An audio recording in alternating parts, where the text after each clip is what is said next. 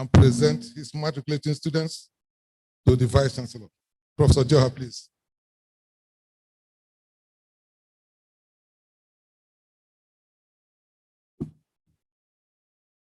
The Vice Chancellor, sir.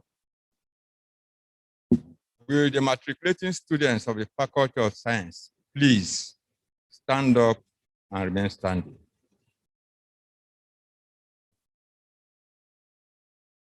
The Vice Chancellor, sir, I hereby present the matriculating students of the Faculty of Science. Thank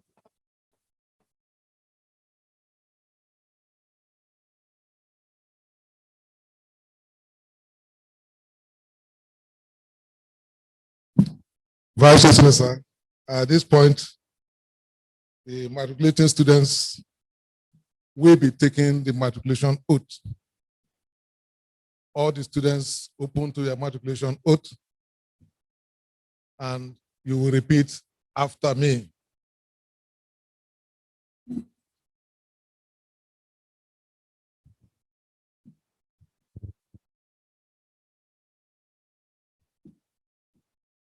Okay. On admission to membership of Admiralty University of Nigeria, I, mention your name there. I, Gabriel Ifaji Onyeka, a student of the Department of in the Faculty of Arts and Social Science, pledge my loyalty to the university. I solemnly declare and promise to be diligent in the pursuit of my learning and uphold the lofty ideals of the university. I declare and I promise that I will respect and obey the Vice Chancellor and other officers of the university. I will faithfully observe all rules and regulations made or to be made for the good order and governance of the university. I also undertake to refrain from any unbecoming behavior, covered or uncovered, violent or otherwise, such as membership of any court group, or any other unregistered organization, within and outside the university, the activities of which may disrupt the functioning of the university, harass our members thereto, or bring the name of the university into disrepute. I faithfully covenant that in the event of any unruly behavior, either solely or in conjunction with other students or persons causing damage to the property to the property or properties of the university, I shall make restitution jointly or severally. So help me God.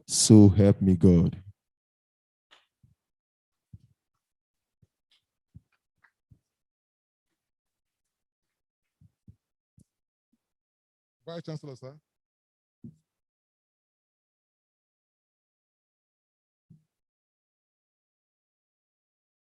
Vice Chancellor, sir. May I honorably invite you to come forward and formally admit the students into the.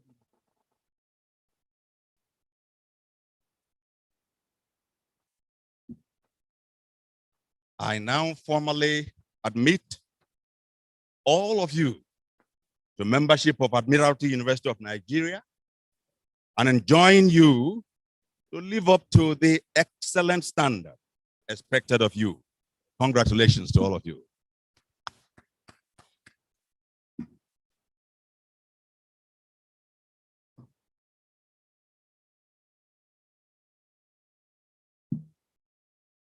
Congratulations to all the matriculating students.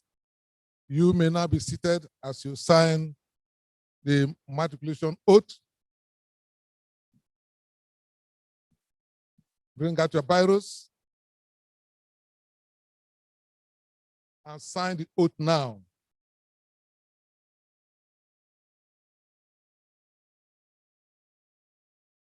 I wish to remind you that this is a covenant you have entered into the university to be of good conduct.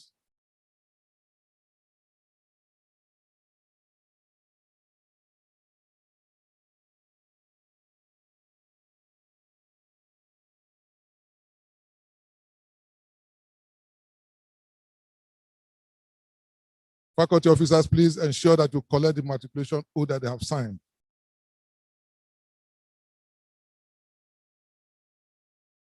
Vice Chancellor, sir. The students will now also sign the matriculation register.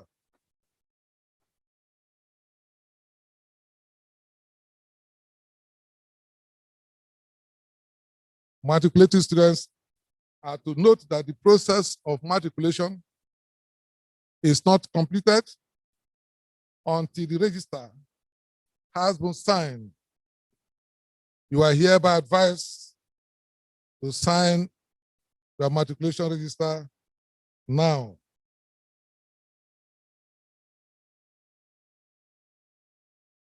Faculty officers, please also collect the matriculation register that they are signing, or they have signed.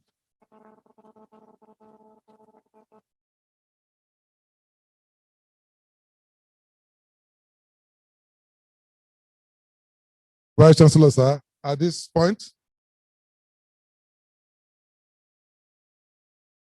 may I call upon you, the Vice Chancellor, to please come forward and deliver your matriculation address.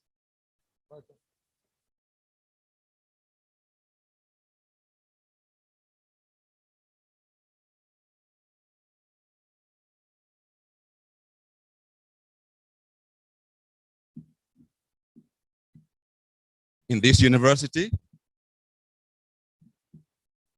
once the protocols are established at the beginning of our proceedings, we do not spend much time going over the protocols again. So I am standing on the protocols established at the beginning by the compare of this particular gathering. I want to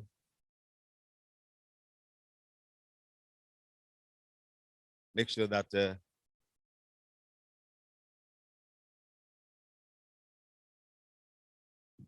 okay.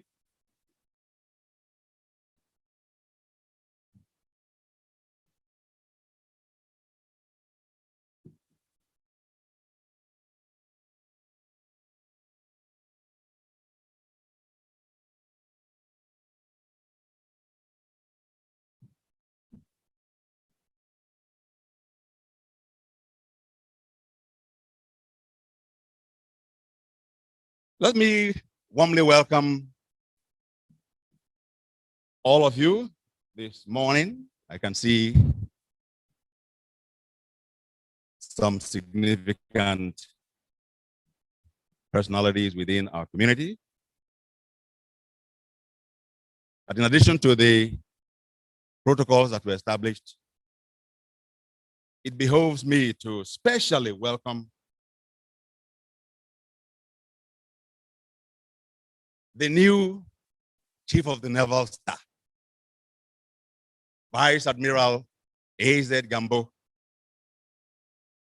who is ably represented here today by the new GMD and the CEO of the Navy Holdings Limited. The new GMD is our direct overseer. We want to appreciate you for finding time to be here. Your presence means a lot to this university. Let's celebrate. Because this is the first official event that the university is holding since you assumed your positions in the Nigerian Navy. I want to start by giving us just a little bit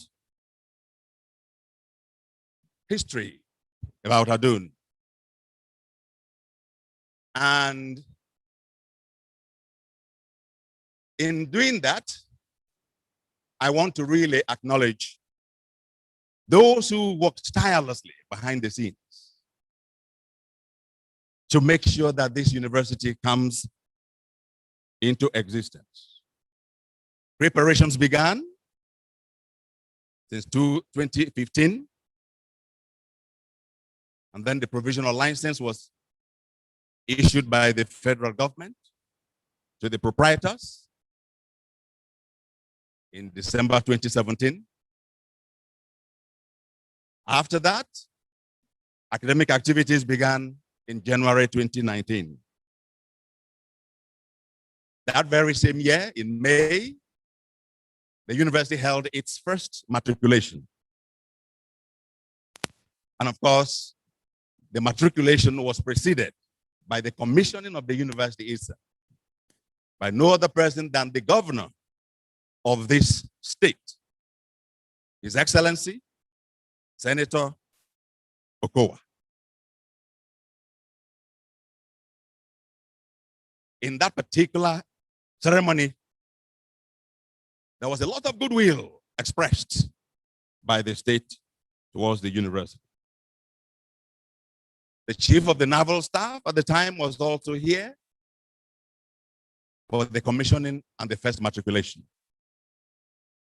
And he laid out very clearly the expectations of the Nigerian Navy for this university.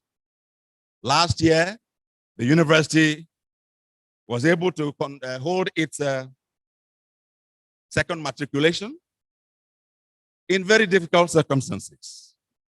But nonetheless, the matriculation was held. Between 2019 and now, we have been operating with 3 faculties and running 12 programs in the university.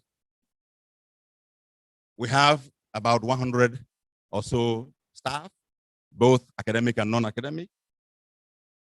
And we have about 400 students that are with the university currently. The vision of the university, as articulated by the proprietors, very clear. A university that will be internationally recognized with a global perspective, meeting the dynamic needs of society, making sure that it educates leaders who shall embrace value creation for the good of mankind. That particular vision is supported by the mission that the proprietors also established. The mission is to ensure that the university provides a frontier of human knowledge, providing leadership in teaching and learning, doing research and community service, using cutting-edge technologies to meet the current needs of the society, and all of these geared towards surmounting the myriads of challenges that are facing humanity. Let me briefly outline for us the software that drives this university. First is the philosophy as articulated by the founders of the university. That philosophy is a great respect for hard work. Those of you who are members of our community and you observe what we do, it is because we are committed to this philosophy of hard work. Adun, or this university, is not a place for dollars. It's not a place for indolence. It's a place where hard work is celebrated, and hard work indeed is exalted. The vision of the university, as I showed us before, has been captured in a picture that we use to run our activities here. And that is, we are seeing a global university educating luminary leaders. This is also supported by the motto that the proprietors have articulated for the university, and that motto is excellence in education. Of course, every organization must define what they consider most important. And that is what we refer to as the core values. The proprietors of the university articulated the core values for the university. You can see there, we have honesty, integrity, responsibility, partnership, respect for diversity, professionalism, open-mindedness, community involvement, and globalization engagement. These are ideals that we hold so dearly in this university. Let me move quickly to let us know that these ideals, starting from the philosophy all through to the values, have been summed up in what we have taken as our leadership mantra. That leadership mantra is, as you can see on the screen, members of the university community, I want you to join me in clearly declaring this university mantra. Shall we go? 1, 2, go. Doing the right thing. We're starting from bottom to the top. Once more. Doing the right thing in the right way, the right time. That is our mantra. Thank you. You can celebrate us. Some people have come to me and say, BC, are you mad in Nigeria? You want to pursue this kind of mantra? And I tell them the Nigeria of our dream cannot come except we go by this leadership mantra. So as you are with us here this morning, it's important that I quickly summarize the essence of matriculation, the occasion that has brought all of us here today. Matriculation all over the world is celebrated as the first major rite of passage. It's like a ceremony, a ritual, academic ritual that every newly enrolled student of any university must go through. We don't take you to the stream. We don't take you to the shrine. We don't take you anywhere else. Right inside the university, we take you through the ceremony that you are going through today. We call it the first major rite of passage. In that rite of passage, you are made to take an oath of commitment. As men, and all of you, our students, have done a few minutes ago. By that oath of commitment, I came here and declared that you are formally admitted into membership of the university.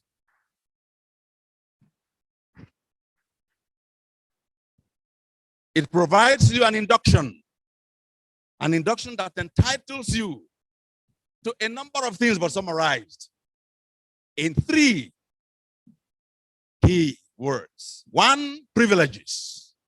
By your induction this morning, you are entitled to all the privileges that this university, through its proprietors and all the way to the federal government, are bound to provide to you. The induction also entitles you to rights as citizens, not just of Nigeria, but a special citizen of Adun. You are entitled to rights. Above all, that induction entitles you to responsibilities. Unfortunately, our society emphasizes a lot of rights, but we never emphasize responsibilities. In this university, your rights are vacuous, they are empty. They have no effect unless you take seriously your responsibilities. And that is why we take every occasion to remind all of us as a community that we have privileges, we have rights, and we have responsibilities. We are looking at the title of the address that I'm presenting this morning. If you can remember, it says, "We can see greatness." We can see greatness. That title is actually drawn from the affirmation that the federal government of Nigeria gave to this university last week. Last week, we were privileged to receive from the federal government of Nigeria through the National Universities Commission the permanent license to operate as a university.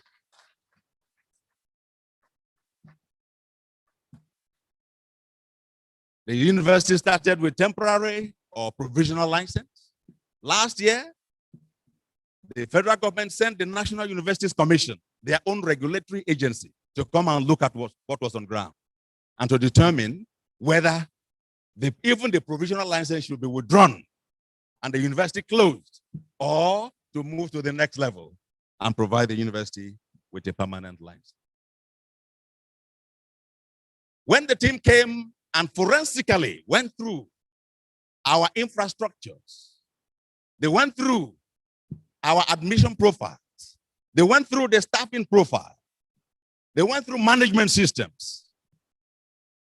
Then at the exit interview, the chairman of the team looked at me straight in the eyes and he said, "We can see greatness in this university."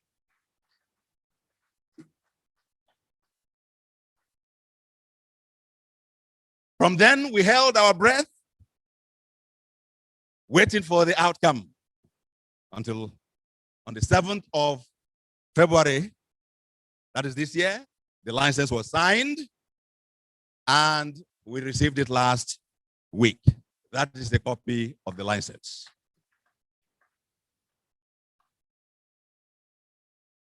While we celebrate the issuance of this particular license, we need to recognize, very especially, the foresight of the Nigerian Navy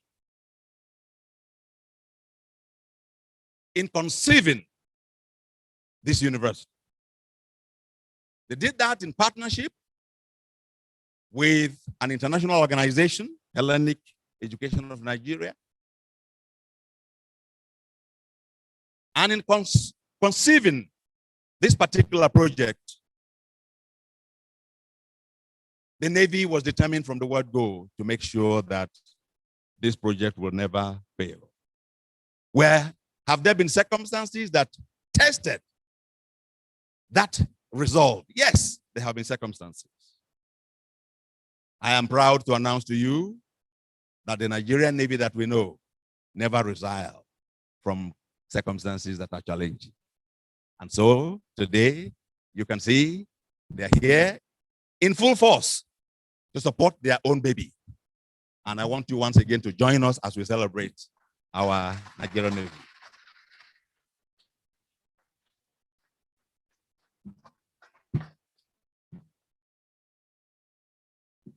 The university law says that in addition to providing access to Nigerians, this particular university is fulfilling one of the responsibilities of the federal government, and that is to provide employment opportunities. As I announced earlier, by this year, we have more than 100 Nigerians that are employed in this university from all over the country.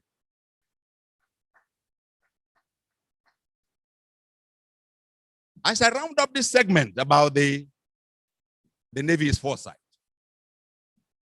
I want to underline the fact that this third matriculation completes what I call the firestones. In my language, there is an adage that says, now, if you have the spirit of interpretation, you better do it now. What does it mean? When the firestones become 3, the cooking pot placed on them can never fall again. And so it is our hope that having lived and having survived to celebrate this third matriculation that Adun will never fail again.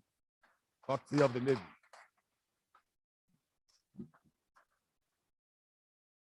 And so moving forward, we want to move forward the hope for stabilization. And it is important as we do that to acknowledge the contributions of the staff of this university. We call them admiralties. And we do that for a reason. And they all know. So I'm not going to go over them this morning, but just to state very clearly that your remarkable dedication is well appreciated. That dedication has helped us to steady the academic calendar of the university. Of course, we started very late, as I said before, in January 2019. And that alone was enough to, put the calendar off balance. But with the dedication of the staff, we remained at our post and we were able to restore the calendar by the end of 2019. When we thought that we had now stabilized the academic calendar, then came COVID-19. In March last year, under the directive of the federal government, through the National Universities Commission, all universities were closed down. We were sent packing home. A number of universities went home and slept off. But not your Adun. Adun determined that we are not going to sleep off. We have a responsibility to discharge. And the staff, you were all called upon and challenged not to go and rest, but to come out and let us support the ongoing education of our students. Your dedication helped us to turn that COVID-19 challenge into opportunity to innovate.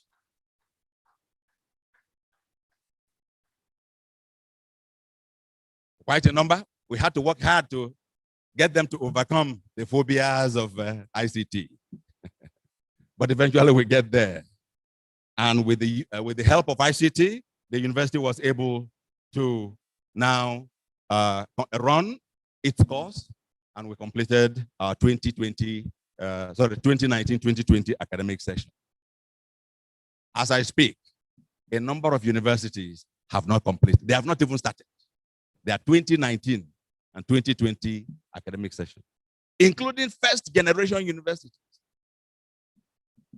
For example, University of Ibadan, they lost one whole year. I mentioned University of Ibadan because our traditional father, our highness here is connected to a University of Ibadan. Even our own mentor university, the University of Benin, which was established in 1970, lost 1 year. I'm emphasizing this so that you know the effort that the staff put into maintaining and sustaining our academic calendar. Please join me to celebrate the staff again.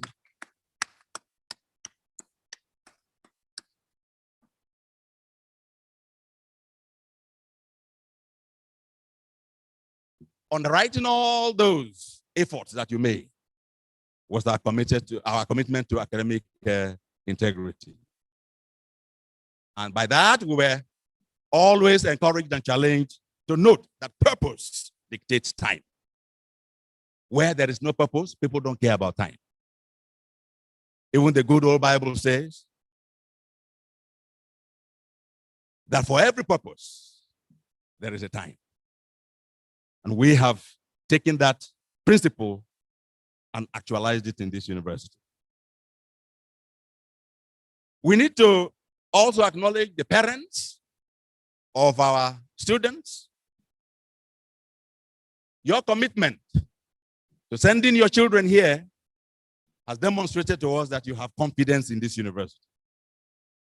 Today, I would like our parents, wherever you are, to please stand for special recognition. If you are a parent and you came here to witness the celebration of this third matriculation for your child, your wards. Please rise to your feet. Let's celebrate you. There they are. There they are. There they are. There they are. There they are. There they are. There they are. There they are. There they are. His Royal Majesty is a grandfather to one of our students here. Let's celebrate him specially. And the Secretary of the Palace also is a father to one of our students here. Let's celebrate him again very specially. We acknowledge you. Thank you for keying into the greatness that even the federal government has affirmed about this university. I want to leave the parents with some imperatives. The first one is to plead with you to pay your fees promptly. But for the grace of the Navy, we would have been struggling by now because a number of parents are still struggling to pay the fees. We want to thank those who have made tremendous effort to meet their expectations in that particular regard. For the rest of us, we encourage you to take it as something that demonstrates your confidence in the university so that our wards here will not be disappointed in any way. The second imperative is to provide essential needs for your wards. I know many of you have struggled even to find the tuition fees. However, if you do not make additional effort to ensure that your wards are comfortable here, then all the efforts you make will come to nothing. Why am I emphasizing this? We've had occasion where one or two students in the course of a lecture fainted. Not because there was no food on the campus, but because he could not afford to get meals that day.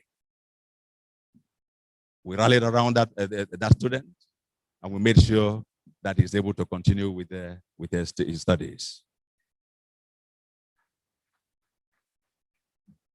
The third imperative is to ask you to partner with the management as much as possible, try to enforce discipline and good order in the university. This is a Navy university. My understanding that Navy is noted for discipline. As part of the military forces in Nigeria, they're committed to discipline, they're committed to good order. In fact, they lay their lives on the line to secure good order in this country. And this university should be no different in the way that it enforces discipline. And we want to encourage our parents to please join us in doing that. I need to turn my attention now, as I get towards closing, to the matriculated students. I want to state that coming to Adun, in our understanding, is like coming to a mountain that cannot be removed. So there is that level of confidence. A mountain that cannot be shaken, that cannot be disrupted, COVID-19 or no COVID-19. And so as you come to this mountain, we need to encourage you to see far into the greatness that the future holds for you. When the National Universities Commission team was telling us that they can see greatness in the university, those of us in the management at that meeting, I can speak for them because to a very large extent I know their minds. We were thinking about you. We were seeing your own greatness. And it is important that you do everything to actualize that particular greatness that we see in you. We call you admirables. Why? It is an aspirational label we have placed on you to guide you to live a life that is magnificent, adorable, dignified, praiseworthy, and light-given. That's our expectation of you. When you are able to live that kind of life, indeed, you will inspire others to live right. And boy, I tell you, Nigeria needs people that will live right today. So there is a whole lot of expectation on you to be the kind of leaders that will inspire others to live right. The standards we expect you is about knowing and doing things well.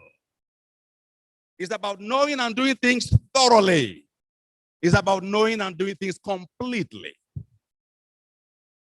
No haphazard work. No elephant projects. You start something, you leave it, and you move on, and nothing is completed. This university will encourage you to stick to those action standards as we go through with you. I want to give you some levers that will help you to actualize. First, keep your eyes on your purpose.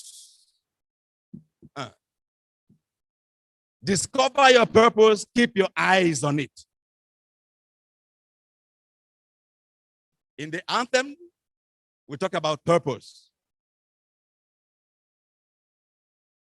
And you do know, I think we've mentioned to you before, that when purpose is lost, abuse is inevitable.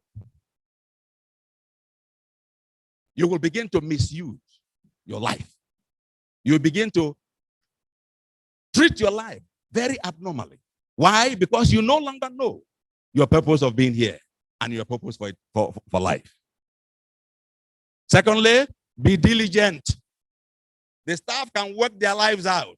If you are not diligent, you can go nowhere. Oh, I'm reminded of the saying that goes like this. Seest thou those, let me use the old Latin language. Seest thou that are diligent in their businesses. They will not stand before mean men. They will stand before kings, and let me add, and queens. That's what we expect for you. What do you see yourself becoming? Where are you going to stand in life? In the gutters? On the streets of Ajegunle? Or where? We believe that we can see you standing before kings and queens. And indeed, some of you will become kings and queens. That is what we see for you.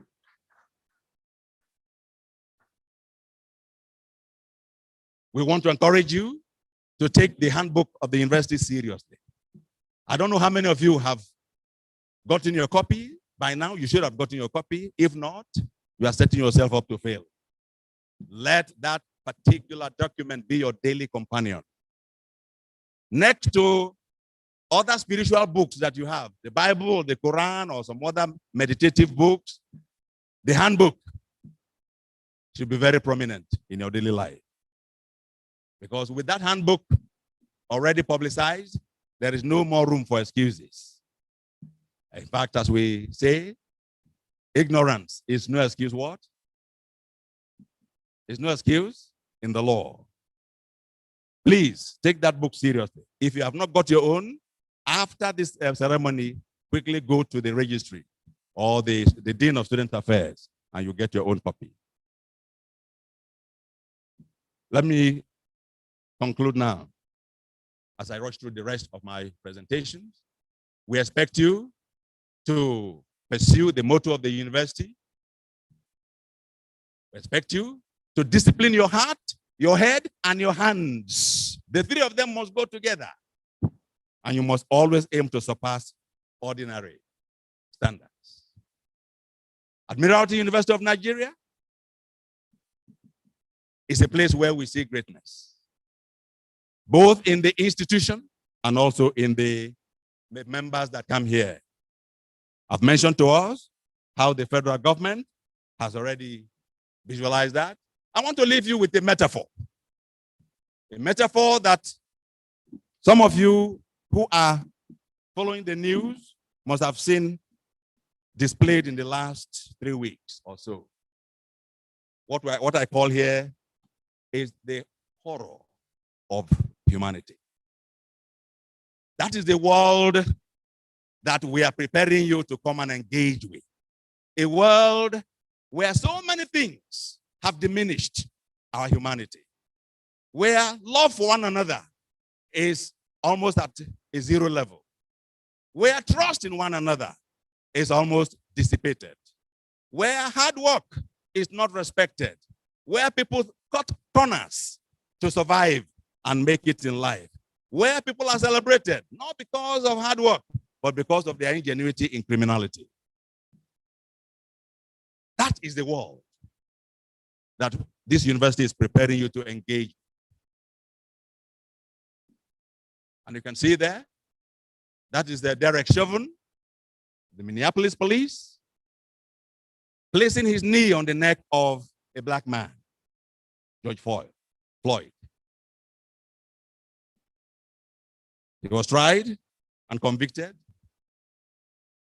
was early this week, isn't it? I think it was early this week. But the point I want us to make is that with so many things that are going wrong in our society, many people cannot breathe. Admirables of this university, the university will stand with you, prepare you, work with you, encourage you to make your world to breathe. If you just capture that imagery as the essence of the greatness we're expecting you, or we can see in you, then we would have succeeded in our work. Make your world see the goodness of your greatness. And as far as we can, at this time, summarize for you, it is to make sure that your world can breathe. As I was pondering over this, a prayer came to me for all of you. And I would like all our admirables that have matriculated today to please rise as we pray for you. The rest of us, parents, staff, colleagues, visitors, I would like us to unite our voices as we offer this prayer for our admirables that have matriculated today. You ready? I would mention and then you repeat after me. Oh God of creation, help our admirables the truth to know. In love and honesty, to never put their knees on the necks of those they serve in life. Rather, in luminary leadership, to remove knees from necks. May they use their greatness to build nations where people can breathe and live lives to the fullest. So help you God. Amen.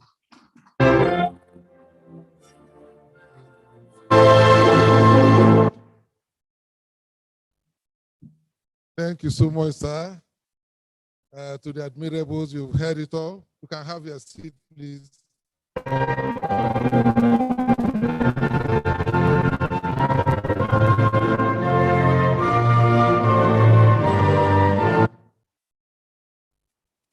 You've heard it all, and I believe that you have ears, you have heard, and that you will discipline your hands, your hearts, and your head. Vice Chancellor, sir, may I invite you to please invite the CNS to deliver his address.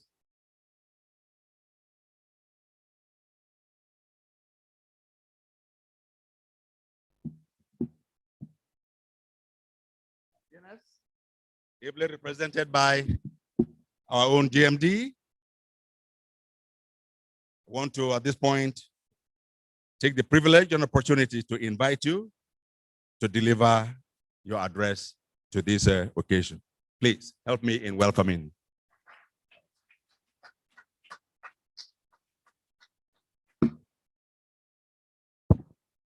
Thank you, Mr. Vice Chancellor.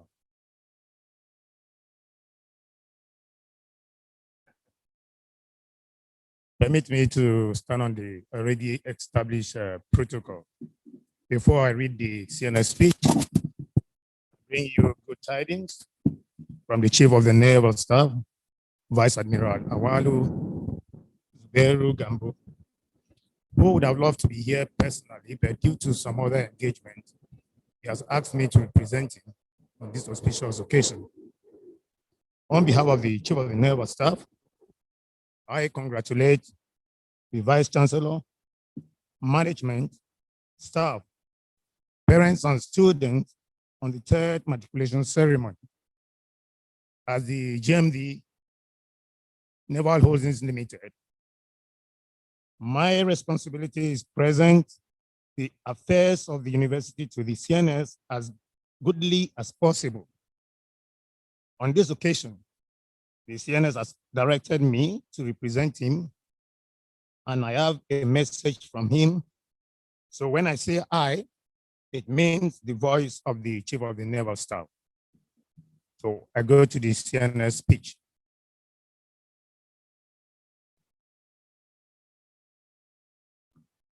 I am delighted to be with you on this auspicious occasion of the third matriculation ceremony of the Admiralty University of Nigeria, ADUN for short.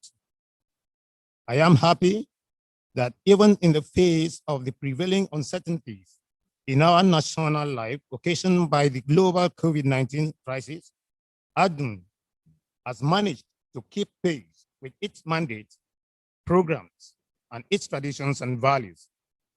The matriculation ceremony is a special occasion associated with the act of formally admitting students into the university by enrolling their names in the university's register. Today, we have witnessed the matriculation of 122 promising young Nigerians. After this solemn assembly, they can probably count themselves as bona fide students of this prestigious institution. Matriculation is a bold step of faith for an individual. It grants those who seek university education exclusive access to the infinite goodness of the university environment. It symbolizes the beginning of a profound lifelong journey of personal growth, as well as academic and professional grooming in a stimulating and adaptive environment. In other words, university matriculation symbolizes hope for a better, brighter, and productive future. The Admiralty University of Nigeria promises to nurture that hope for all students. Significantly, it also represents light, learning, and functional leadership for the next generation of leaders in our nation. It is envisioned to be an internationally recognized university with global perspective that meet the dynamic needs of society by educating leaders who shall embrace value creation for the good of mankind, Indeed, it promises to promote a functional and comprehensive system to bring about high quality manpower that can drive wealth creation in the abundance of natural endowments and resources. We expect in due course that the ADUN graduates will be self-reliant, creative, and both willing and able to contribute to sustainable development of Nigeria. The young men and women who matriculated today are on course to represent these universal and unfailing values. As a technically driven and service-oriented organization in an exciting operational environment, the Nigerian Navy is proud to be associated with the global perspective and upward dynamism of ADUN vision and goals. This explains the status of the Nigerian Navy as one of the founders of the university. It continues presence and proprietorship and its unshaken commitment to ADNU. In retrospect, in July 2015, the Nigerian Navy entered into a public-private partnership with Hellenic Education Nigeria to found the university.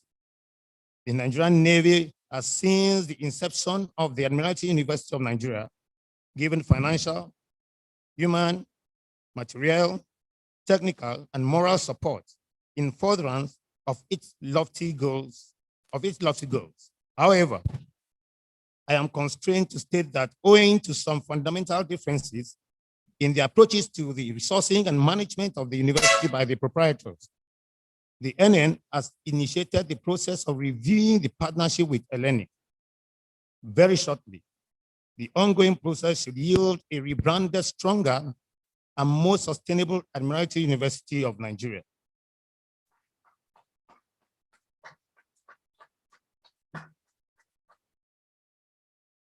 I make bold to state that even in the dynamic flux of the ongoing process, the Nigerian Navy is committed to the ADUM project and shall continue to support the university to full maturity and development.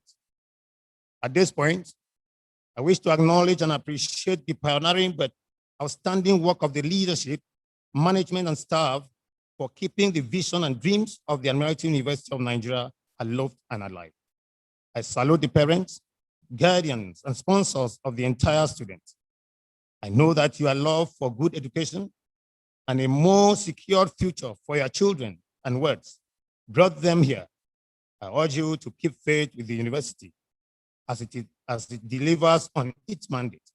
I salute all the students and indeed the admirables of the Admiralty University of Nigeria.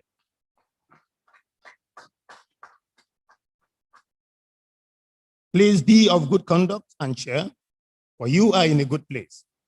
I especially congratulate the 122 matriculants. Today is truly your day, and you deserve it.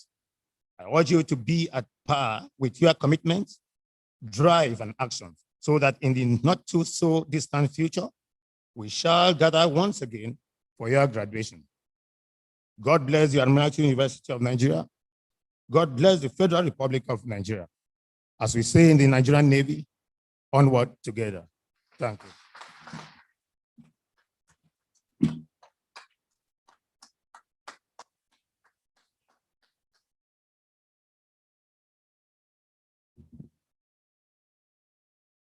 Shall we put our hands together for our GMD?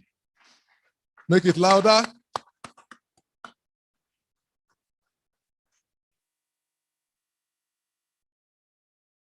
At this point, I want to invite the university orator to please come forward and recognize the dignitaries that are here present who were not recognized at the earlier time. So please, Dr. Kure, please come forward.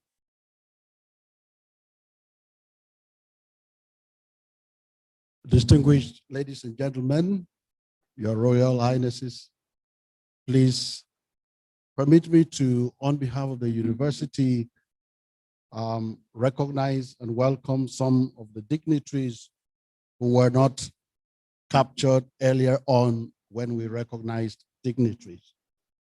We want to recognize and welcome Associate Professor Chinelo Nwakolo, representing the Vice Chancellor of the Federal University of Petroleum. You're welcome.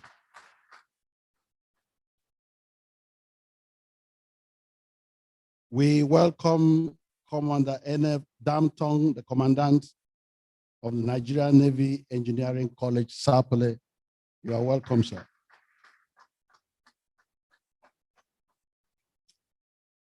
We welcome Commander G.T. Olujimi, representative of the Commander NNS, Delta State.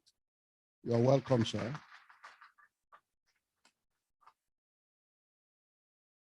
We'd like to welcome Dr. Egboro Felix, representative of the Rector of the Delta State Polytechnic, Ogara.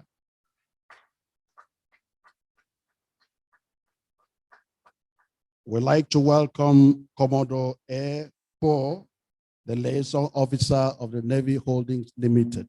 You're welcome, sir. We recognize and welcome Rear Admiral M.B. Hassan, representative of Logistic Command, Ogara. You're welcome, sir. We also welcome Mrs. Linda Ajanwa-Chukwu, the State Coordinator of JAM for Delta State, who is representing the registrar. You are welcome, ma'am. Last but not the least, we want to recognize and welcome our own First Lady, Mrs. Alice Omaji, the wife of our Vice Chancellor. You are welcome, ma'am.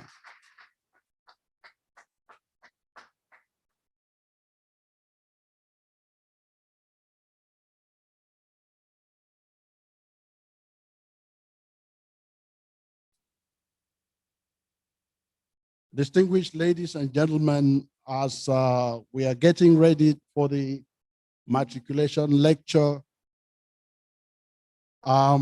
we wish to remind you that for your convenience, we have restrooms right behind the building outside of the main entrance. Please, if you are in need of the use of a restroom, kindly enlist the help of any of the ushers nearby.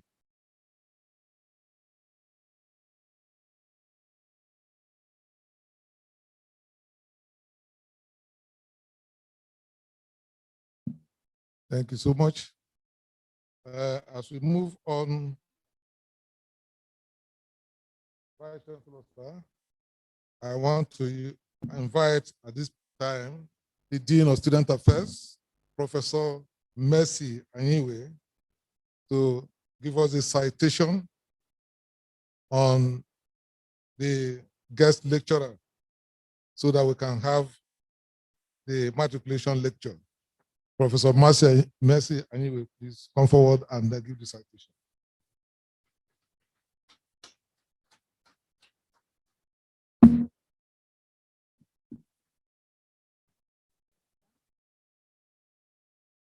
All dignitaries here present, permit me to stand on existing protocols. I have been nominated to read the citation of our dear professor who is going to give us the matriculation lecture today. May I humbly invite our professor, distinguished professor, Professor Godwin Onu, to stand as we give the citation. Professor Godwin Onu is a professor of political science and governance from Nnamdi Azikiwe University, Awka. He is interested in the area of political administration, public policy, ethnic studies, and federation. He is also interested in international relations, government, and politics. His geographic areas of interest include Africa,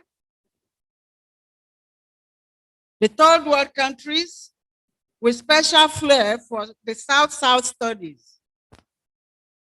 Recent courses he has taught include international economic relations, globalization, ICT, state and economy, statistical process for both undergraduate and graduate students, as well as political thought,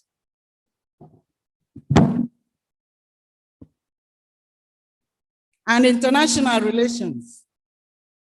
As an adjunct professor at the Shada University, Greater Northern India, he taught India and global politics, perspectives in international relations, and Indian political thought. My dear professor, it is nice to hear that, but I will also want you to give that same type of lecture for Nigeria, and particularly for the Delta State. That's an assignment for our dear professor. Godwin holds a Bachelor of Science degree in Political Science, Master of Science, and Doctor of Philosophy, PhD in Political Science of the University of Ibadan. And I think it wouldn't have been any other university, the premier university. That's it.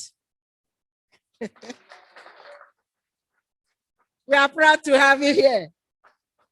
Godwin is an author, editor, and reviewer of several books, journals, articles, conference papers.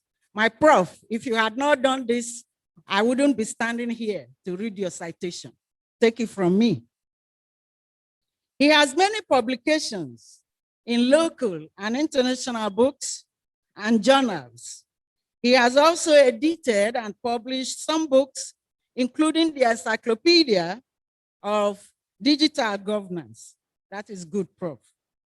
He was a former head, Department of Political Science, acting director of consultancy services, former dean, Faculty of Social Sciences. My prof, we didn't expect anything less. He has been an external examiner to many polytechnics and universities, and he has consulted for many bodies and organizations, including Tech Fund and ICPC, as well as National Institute for Legislative and Democratic Studies. He is a member of many professional and academic bodies.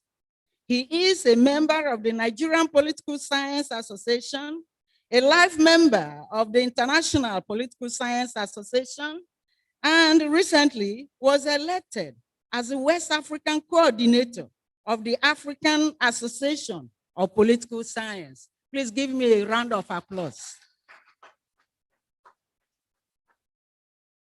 In all this, he was the rector of the Federal Polytechnic, Oko, Anambra State, between 2010 to 2018. Isn't that great? A round of applause for him, please. He was the first to introduce computer-based test examination, CBT, among the polytechnics in Nigeria. I think that is something we should clap for too. Aimed at arresting indiscipline and enthroning integrity in examinations and ensuring the quick release of results to students. And you know, this is the truth. Since we started applying CBT, we have started getting results as soon as possible, particularly when JAM is written. It doesn't take any more than 2 days before the results are released. And I think he introduced that to Polytechnic.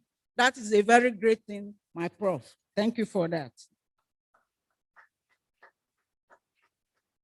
The use of CBT in semester examinations as contained in the section 152C of the National Policy of Education was a major contribution to educational sector in Nigeria, and I believe that too.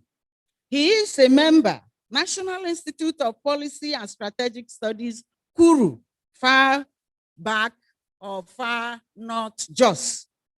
Senior executive course, which he takes is course 39. Professor Onu has traveled to at least 25 countries of the world. My prof, which one is the next? Which next country do you want to travel to? You're a globetrotter. By his grace, Professor Godwin Onu is happily married and blessed with beloved children. At this point, I will let you know something that is secret. Well, not too secret, because if you Google, you will know that this man here standing is a Google scholar.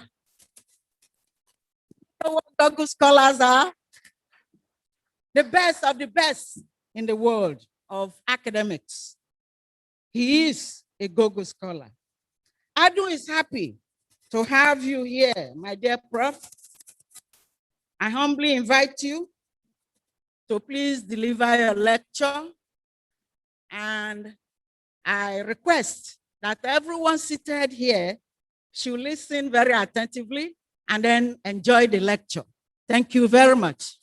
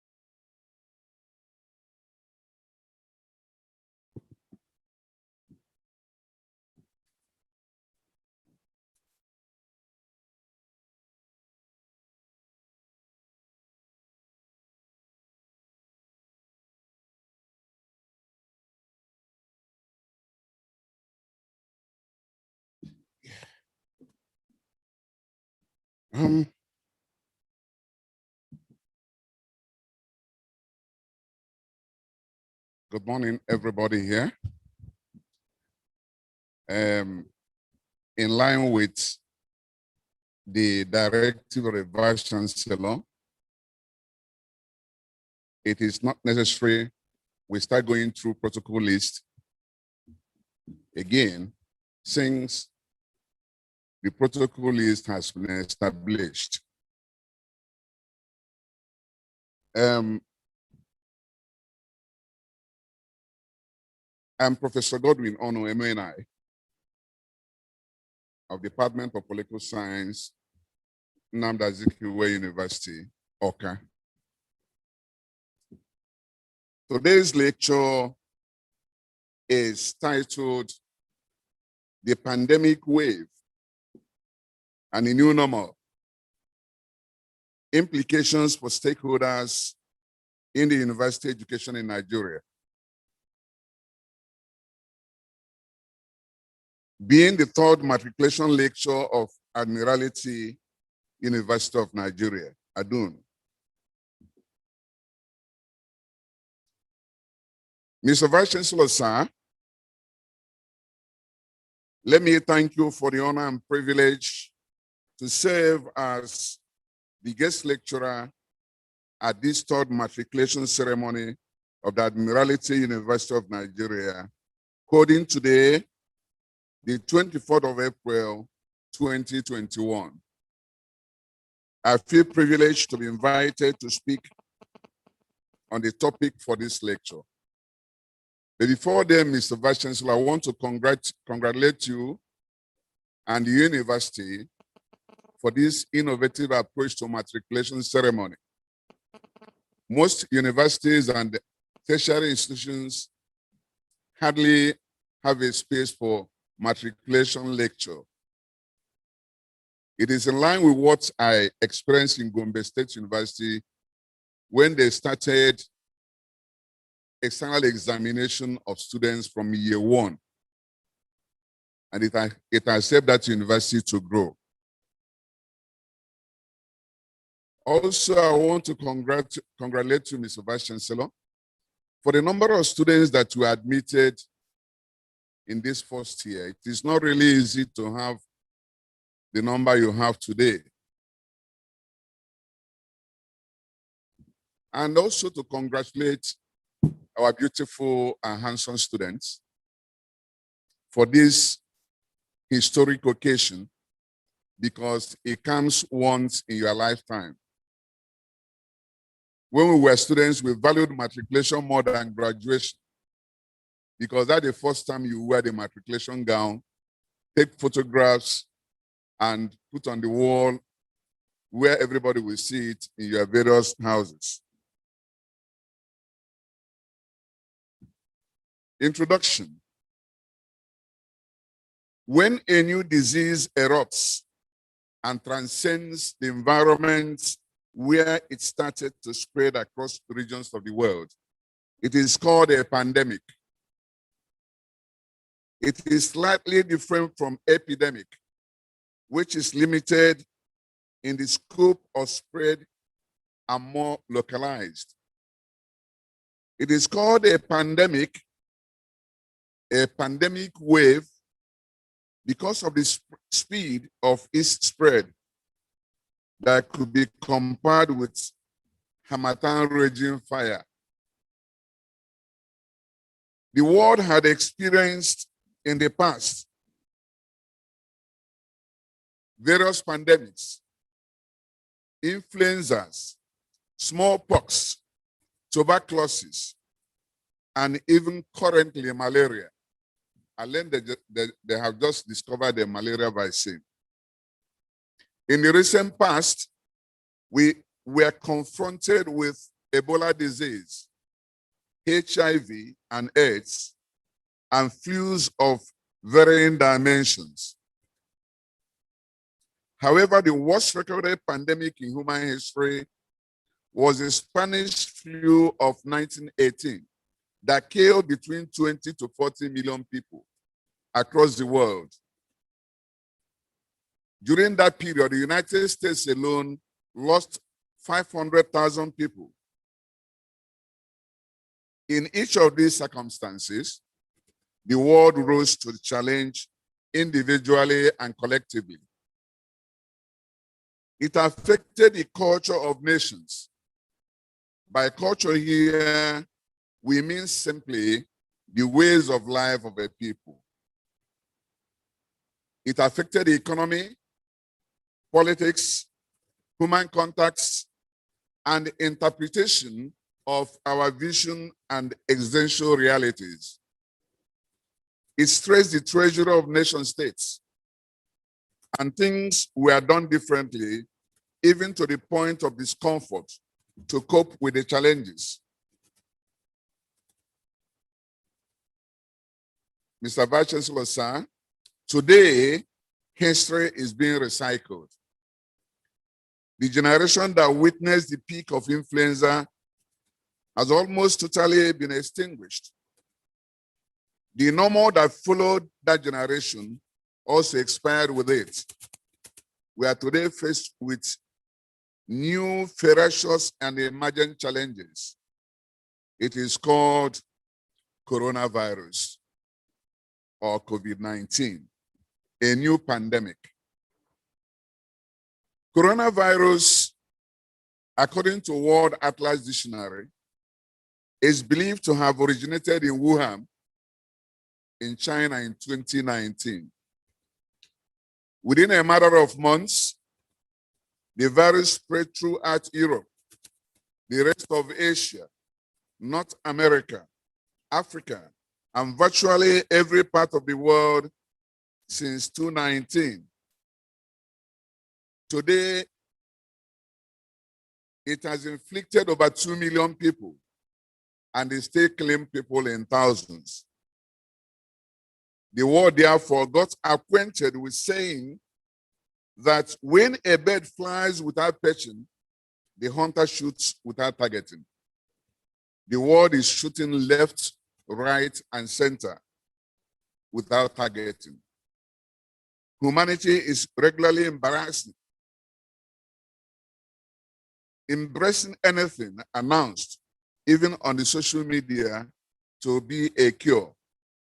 These range from modern medications to traditional herbs.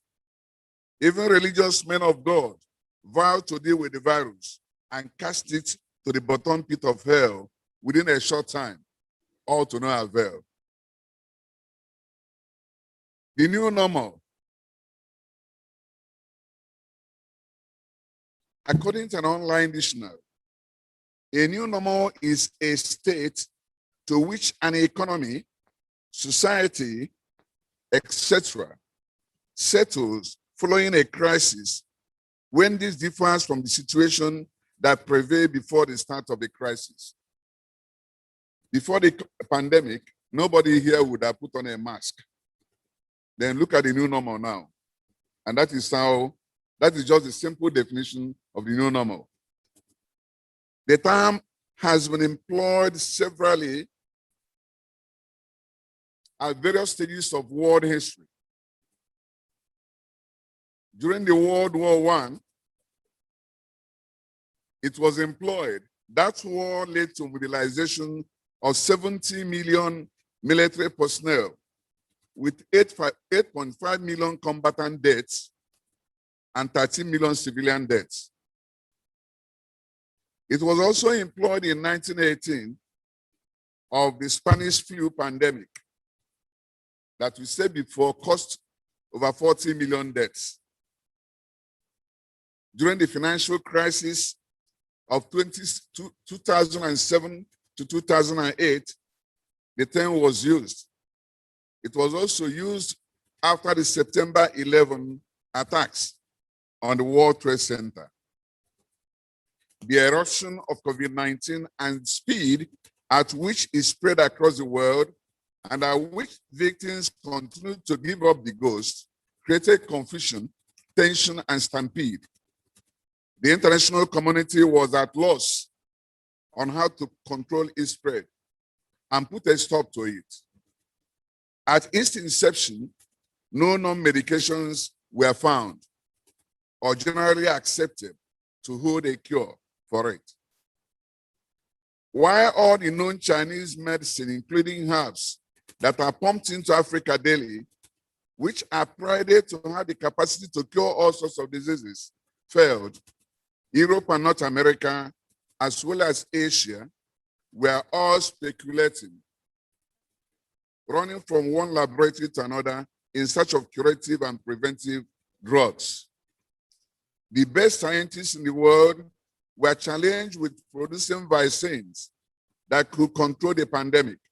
Till today, 2021, all the efforts are still shrouded in controversy.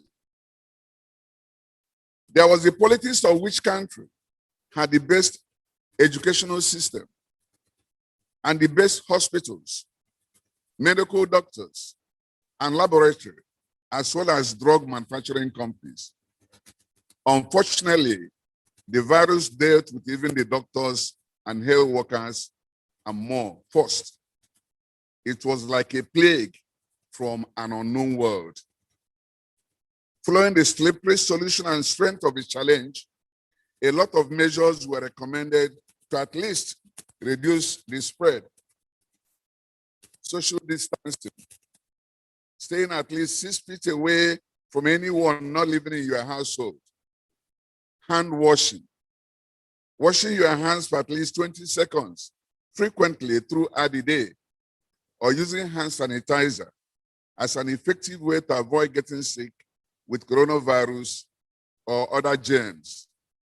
Face mask that we are wearing now. Wearing a face mask to protect others from infection if you are carrying it. In addition to these general and common approaches, governments across the world have taken more stringent measures to enforce these practices, especially in such public places as the banks, shopping centers, motor parks, airports, and railway stations. Universities were also not left out, as authorities were to implement the directive from above to enforce the measures to minimize the rate of infection and save the lives of students and staff.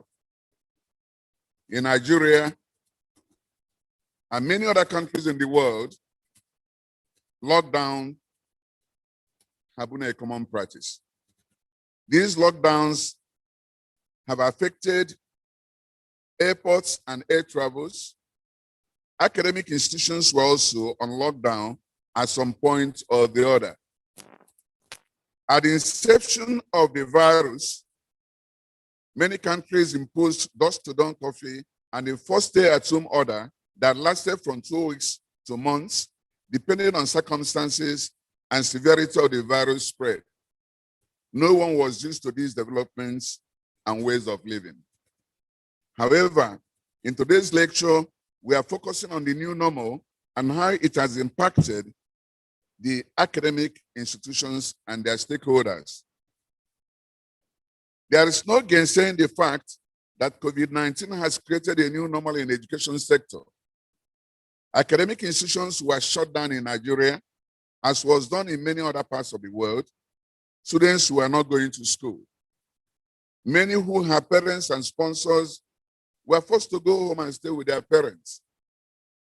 Others resorted to all sorts of practices to earn a living and survive.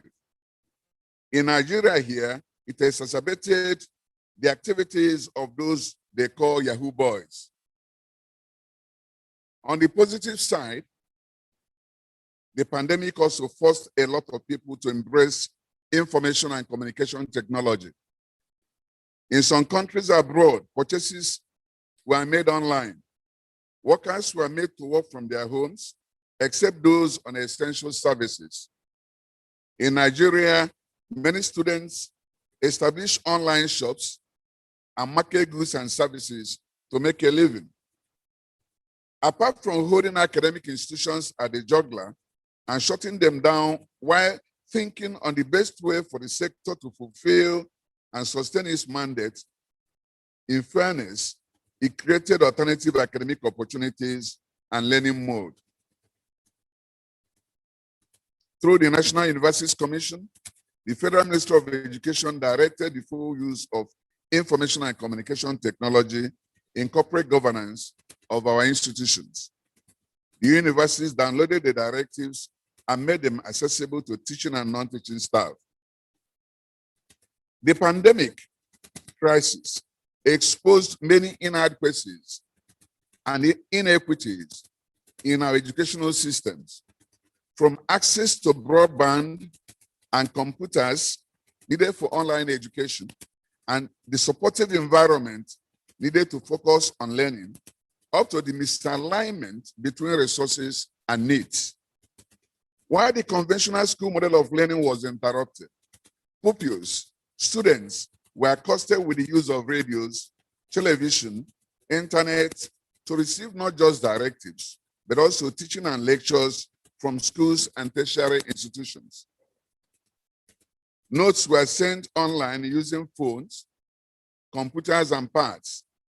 Applications were developed and made quickly available to the academic community, and many of them were free. Such apps as Zoom, Google, and WhatsApp, and other online classrooms were developed. Here, many tertiary institutions reinvented their IT section and developed communication platforms to reach staff and students. Less emphasis was placed on paper and hard copy directives in the process of corporate governance. The older apps like Twitter, Facebook, WhatsApp played their different roles. However, they were not elaborate enough to accommodate online teaching. WhatsApp and Telegraph were dominantly used to create discussion platforms and dissemination of information. These new modes of disseminating knowledge were also a huge challenge for teachers and parents. The teachers were compelled to adopt the new pedagogical concepts and modes of delivery of teaching for which they may not have been trained. In our climate here, many teachers and even university professors have no functional email addresses. It is as bad as that. More so, many universities do not even have a regular supply of electricity for online lectures and administration. Many have internet that only shows signals on the computer without browsing.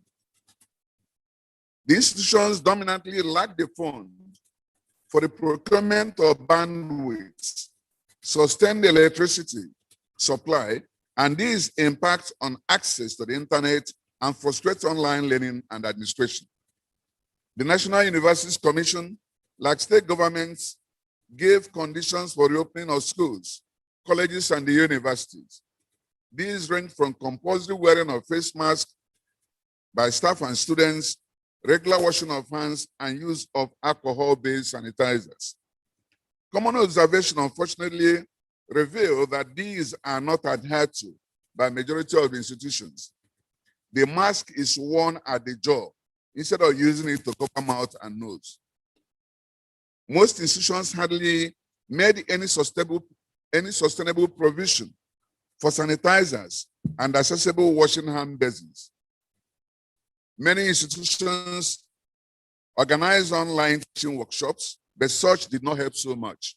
Like every other innovation, the new mode was even resisted by some members of academic community.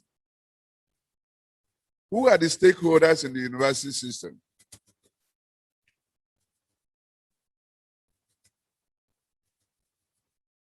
The council, the proprietors, the management, the students, teachers, and non-teaching staff, and the rest, including the informal economic community. We call them informal economic community. You may not know what I'm talking about, I mean students, because your institution is isolated here. If you go to other institutions that have open doors and open gates, you see informal economy all over the place. Most of them were shut down. The students. Part of the implications of the new normal on the students is the loss of face-to-face lectures. This was more evident during the period the universities were on lockdown. Soon after the university reopened, this was restored, both physically and online. In Nigeria, many universities did not have lectures at all while waiting for directive from National Universities Commission. Some would have embarked on online lectures as it is done in many developed countries, but the facility for such lectures were grossly an embarrassing deficit. The period created a vacuum in the curriculum and academic calendar. Scheduled graduation was disrupted. Matriculations were not done. Positively, many have been compelled to get used to the new ways of communication. Some lectures are now delivered online and the examinations are taken online. When the examinations are computer-based, it makes possible the email release of results. There are no missing scripts or results. Time is saved for both the student and the staff. It costs the institution less and reduces the problem of carrying capacity and congested classrooms. Students can even take their lectures and the examination in the comfort of their rooms. Students are compelled to learn new ICT skills. However, there is the challenge of controlling their usage of phones and computers. Common observation reveals that many students spend more of their precious time chatting and making friends with the use of phones. More time appears to be spent on chats than reading and learning, as well as classroom assignments. Is it not correct? With the new counterparts in the United States, this harms the quality of inputs into academic works. The long-term implications are poor quality students with attendant implications for the political and economic development in the country. If our graduates are not internationally competitive, it will be difficult to attain global best practices. This is because, according to Organization for Economic Cooperation and Development, learning loss will lead to skill loss because the skill people have are related to their productivity and gross domestic product. Another challenge many students confront as a result of new normal is cost of data for online lectures. Some do not have Android phones or any other compliant phone, laptops or pads that can be used to access online teaching. Some students are also located in rural areas where there are no networks for such exercise. While online examinations and prompt release of results are part of the benefits of the new normal, it can be prone to cheating, but with timing and juggling of questions and one-time submission of answers, it can be controlled. There is also the challenge of availability of electricity. Some may not have access to charge their phones or laptops all through the day. This is a national embarrassment. No country in the world can develop without a reliable source of cheap energy for citizens and the industry, including universities. Many universities spend all their funds on purchase of diesel for energy supply. This is the fund that should have been used to procure bandwidths and equip laboratories for research and development. While online teaching and learning hold the edge, so reliance on it makes the student pass through their institutions, but the institutions will not pass through them. It affects academic culture and comradeship, and students may end up knowing themselves and making a friendship that may endure and for future engagement and alumni. It undermines the educational goal that students go to universities to meet great people, have inspiring conversation with faculty, collaborate with researchers in the laboratory, and expand the social life on campus. According to ECD, to remain relevant, universities will need to reinvent learning environments so that digitalization expands and complements, but not to replace student-teacher and student-student relationships, and also sustain students' learning trajectories and progression. International mobility of students was also restricted, and this affected adversely the universities that depended mostly on foreign students that pay higher fees. The university teachers, the teachers in our universities have at least two mandates. One is teaching and imparting knowledge. The other is research. To accomplish these mandates, they require an academic environment that facilitates their board responsibilities.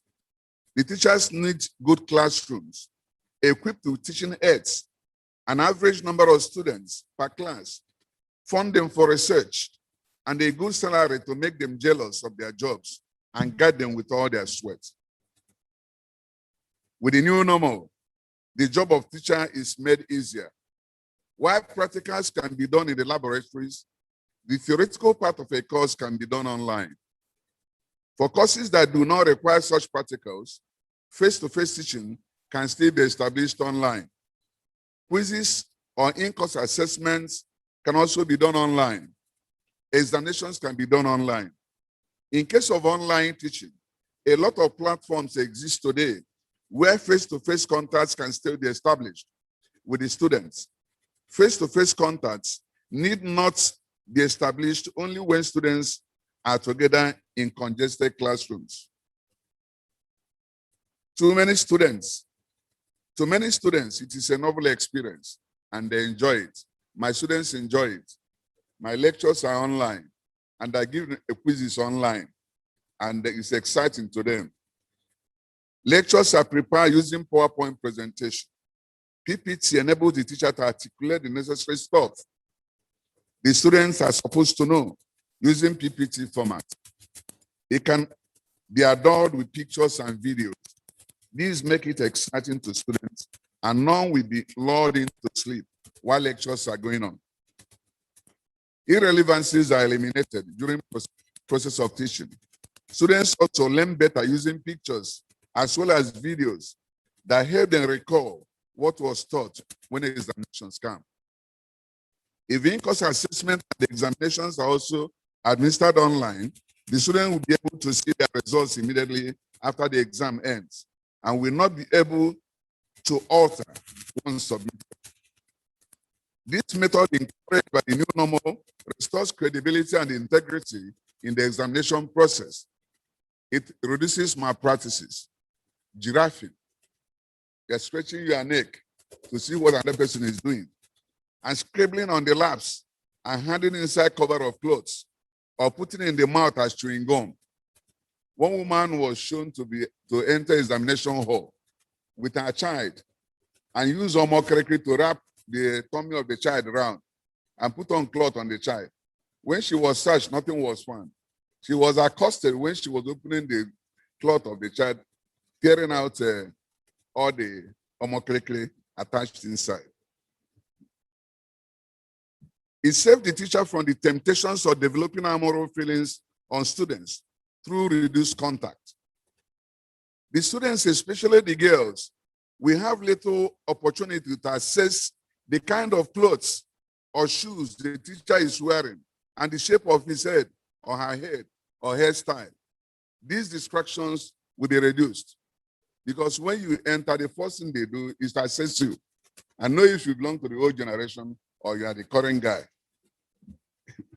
The new normal will also help the teacher to reduce the load of carrying a large number of examination scripts. Inviting students to help you mark scripts or help him or her cook or some other domestic works. You may not experience that here because of the culture and the excellence of the environment here. The problems of missing scripts and undeserved award of marks will reduce.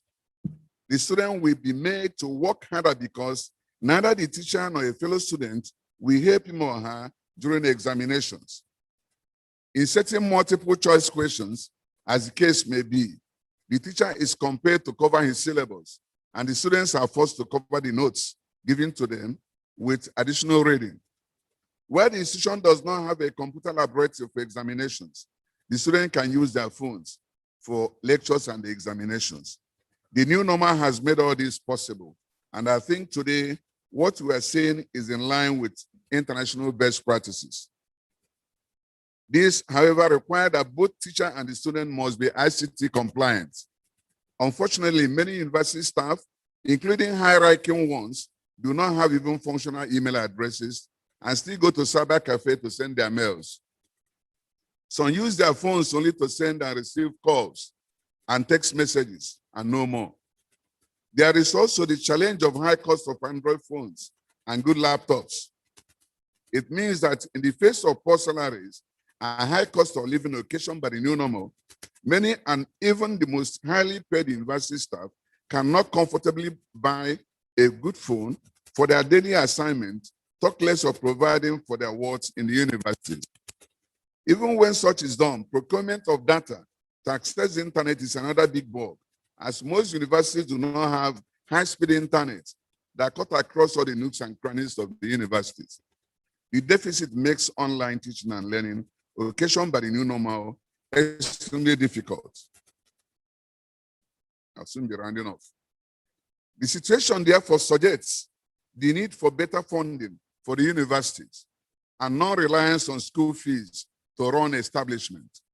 It suggests further that universities should provide soft loans to students to enable them procure laptops and good phones.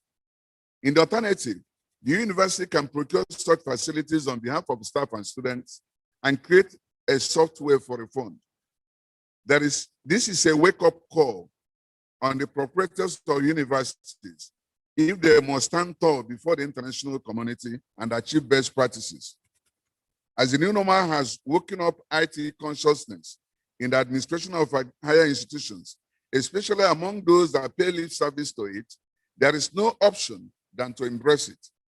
The new normal has injected e-governance administration from top to bottom. The vice chancellors can now issue directives online. The registrar and bursary can do the same, and the staff of the university community will comply. Electronic platforms are created today for easy and prompt communications, and it is taken more seriously today than ever before. The new normal has made those who had wished away these developments wake up to embrace the new technology. Many universities have organized workshops for staff and management to educate them on the new normal. The teaching staff should, in a similar manner, engage in online conferences and workshops to improve on their knowledge about the new normal. The pandemic also affected international academic travels, as many scholars could not attend academic programs overseas, including workshops and conferences. The proprietors and the government could strengthen the new normal by investing in the health sector as well as university medical centers.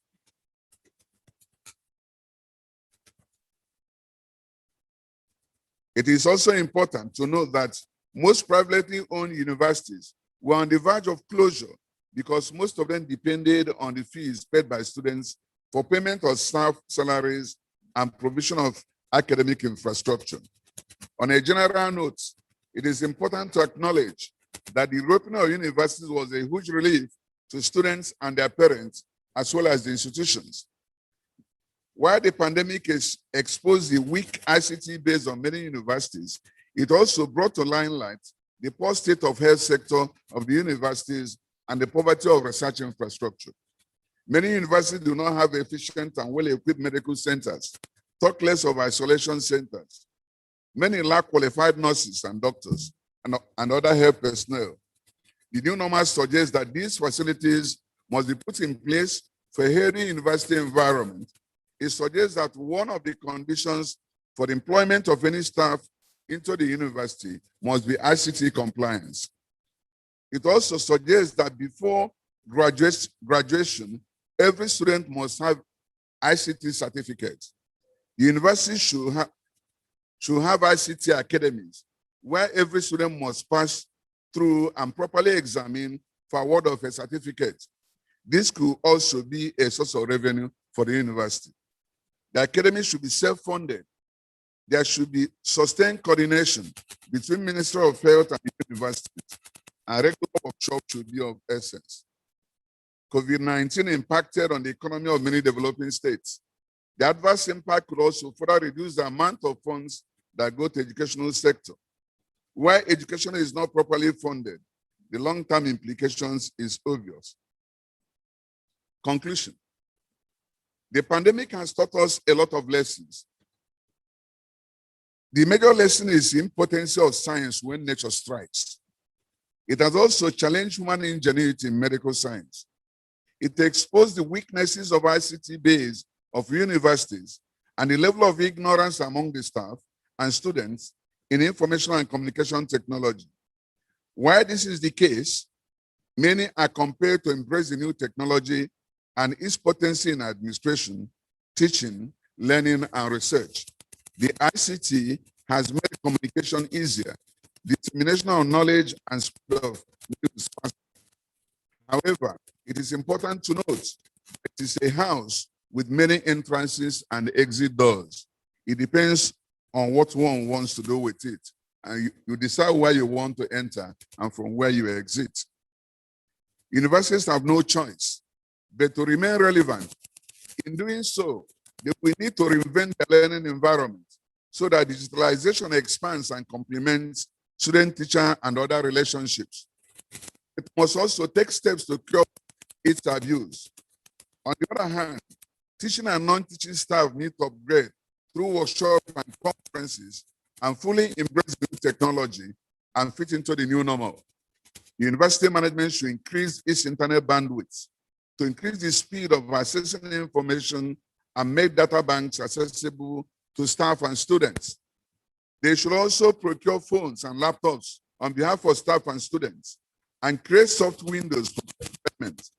Steps should be taken to enforce all COVID-19 protocols and make them part and parcel of our normal life. The major negative effect of solely online teaching and learning is the often quoted statement that while students need to pass through tertiary institutions, such institutions need to pass through them too. This suggests that students must go to universities to meet great people, have inspiring conversations with faculty, collaborate with researchers in laboratories, and experience the social life on campus. According to OECD, to remain relevant, the university will need to reinvent their environment. The new normal has presented to us a new opportunity and ways to relate to our students, teach for better understanding, and mine the rich resources of internet for greater and current knowledge and new academic environment for learning. It has also provided new opportunities for management to review its ICT and energy policy, and for proprietors of institutions to make accurate provision for teaching and learning through online platforms. No institution can stand and no country can develop with irregular supply of electricity in a digital age. Thank you for listening.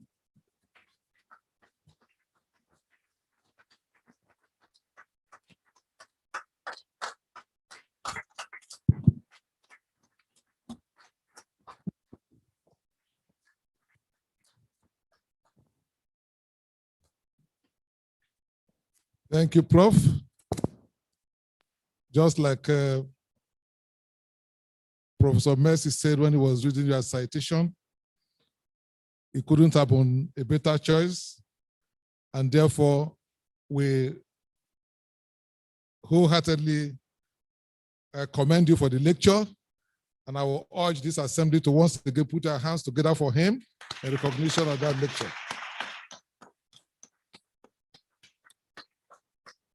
Thank you. At this point, we still want to do one other thing very shortly. We had the pioneer registrar of the university who has since left us, and we've chosen this occasion to recognize him and give him a gift, but he is unavoidably absent, but he has sent somebody to represent him. Bashir, please come forward if you are available. Bashir Mohammed, please come forward, and please let us have the gift here.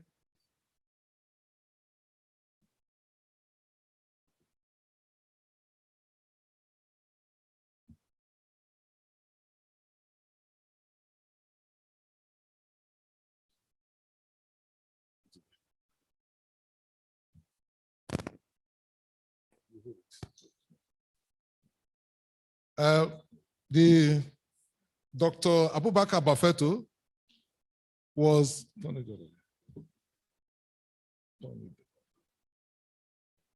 Dr. Abubakar Bafeto was the pioneer registrar of the university. Indeed, he joined the university during the pioneering stage. That is the stage at which the Planning and Implementation Committee was working together to put the papers and all the documents for the university 2018. And I joined him then at Abuja. We worked together. He was a very nice person. He was on secondment from the University of Abuja. And so after he has established or has contributed his quota here in establishing the university, he needed to go back to his parent university, which is the University of Abuja. And so he left us in March 2020. And I wish to put on record that while he was here, he invested so much in this university. He invested his insight, he invested his knowledge, he invested his experience, and he guided the Senate of the university and the administration very, very well. And so on that note, the Senate of the university and the management took a decision that it is necessary to honor him in an occasion like this. But like I mentioned before, he is unavoidably absent because of some other assignments and has mandated Mr. Bashir Mohammed to receive the gift on his behalf. So we are presenting this gift to Abubakar Aliu Bafeto, Dr. Abubakar Aliu Bafeto. And so Bashir received it on his behalf. That is a portrait we've made it then, and then there is also something contained here in this gift. So that is a recognition. So deliver it to him and pass our good messages to him and tell him that we appreciate him and we would have loved him to be here, but of course, he's not here. So thank him for us on our behalf. We'll also send him a message online as the case may be. Thank you so much. So put our hands together for him.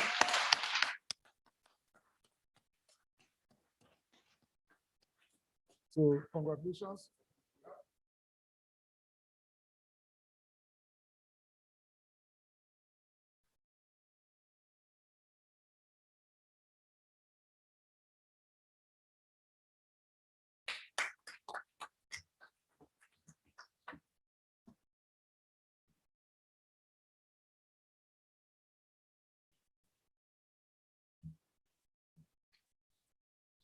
Okay.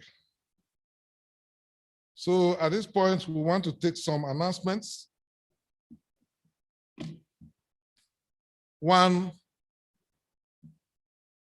I want to remind the matriculating students that academic gowns must be returned on latest by Monday, the 26th of April, 2021. And please note that late return of the academic gown will attract a fine of 5,000 naira per day. So if you like, you can keep it. The more you keep it, the more money we make.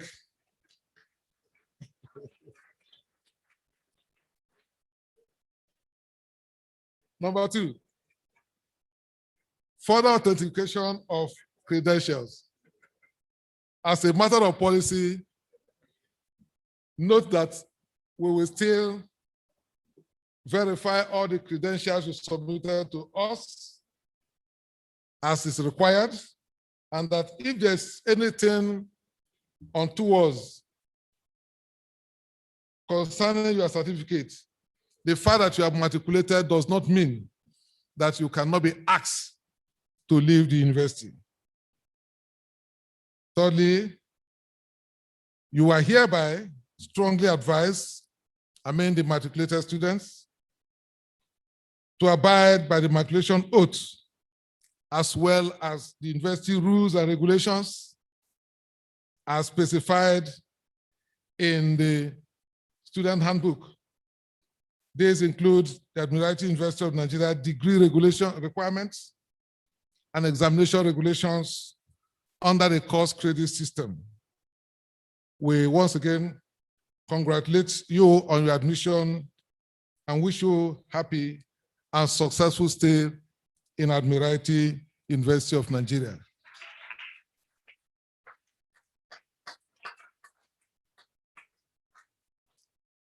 Before we close, I want to exercise the privilege to call on our royal father here, the OB of Ibuzo, to come forward and pray for our students. It is a rare privilege that we have him in our midst, and there is nothing that can be much more valuable for you, the matriculating students today, than to be blessed by our royal father, His Royal Highness will be LC Nwaboshi. You are invited, sir.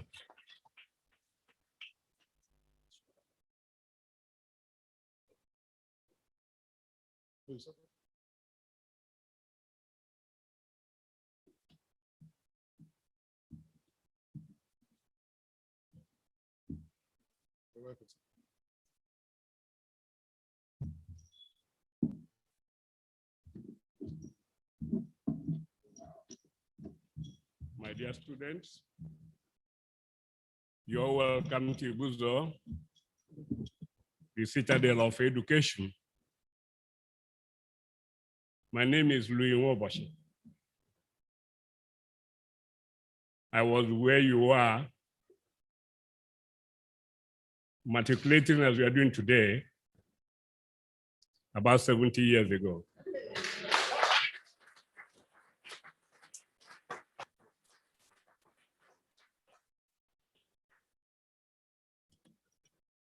The beauty of it is that I had my primary school here in Ibuzo. And yet, I think I also attended some of the prime educational institutions here in Nigeria and elsewhere.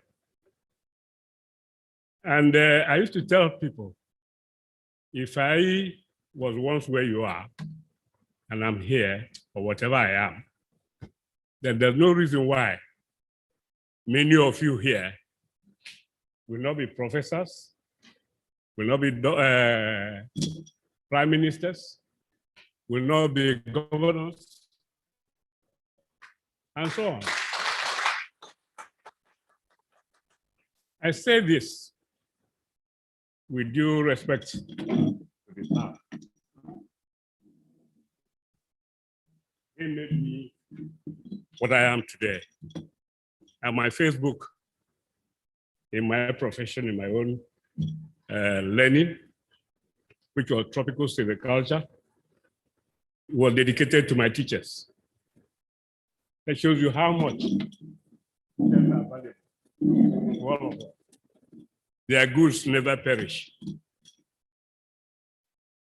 From my primary school here, I was able to pass to the famous Government College of Mahia then, which was an institution established in 1928. It was established with a college here, they call St. Thomas's Training College, in the same year. The equivalent of these colleges was St. Andrews, Oyo. These were prime schools before the University of Ibadan. As I said, I matriculated at the University of Ibadan in 1962. My daughter matriculated there in 1987. And my granddaughter is matriculating today here.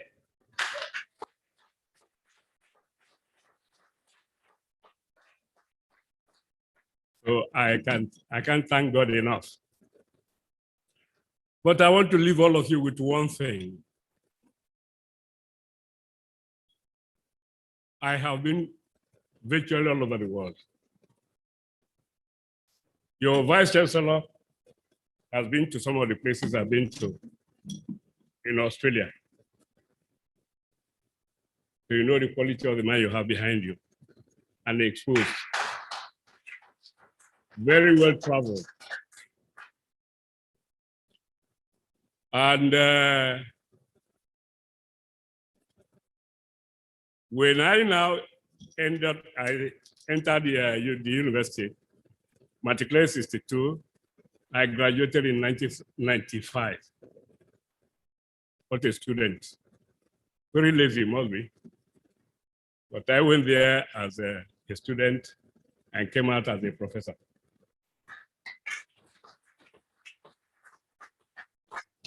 So you never can tell what all of you can be tomorrow. Today is a starting day.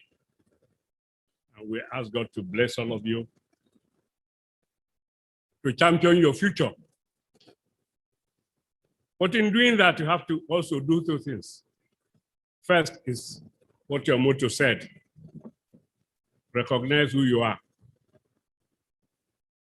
In my first year at the university as a teacher, I had a friend, a European, who was full of himself. He liked what he's doing. He was not boasting, but I know he knew his onion. And I asked him, "You're a surgeon, aren't you?" If I bring the head of a Caucasian, that's a European, or a white, and the head of the brain of an African, put it in a petri dish, swirl it, ask it to get out.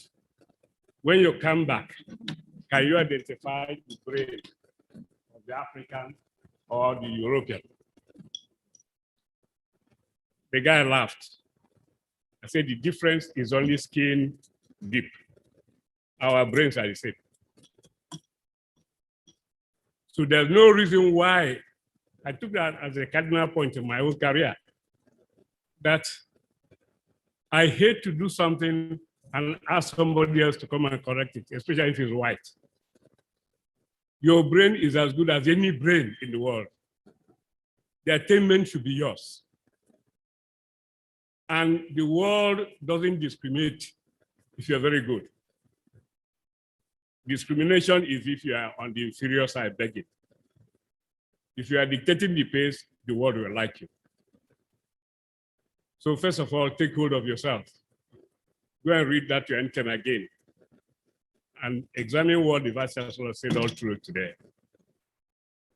That you were individuals.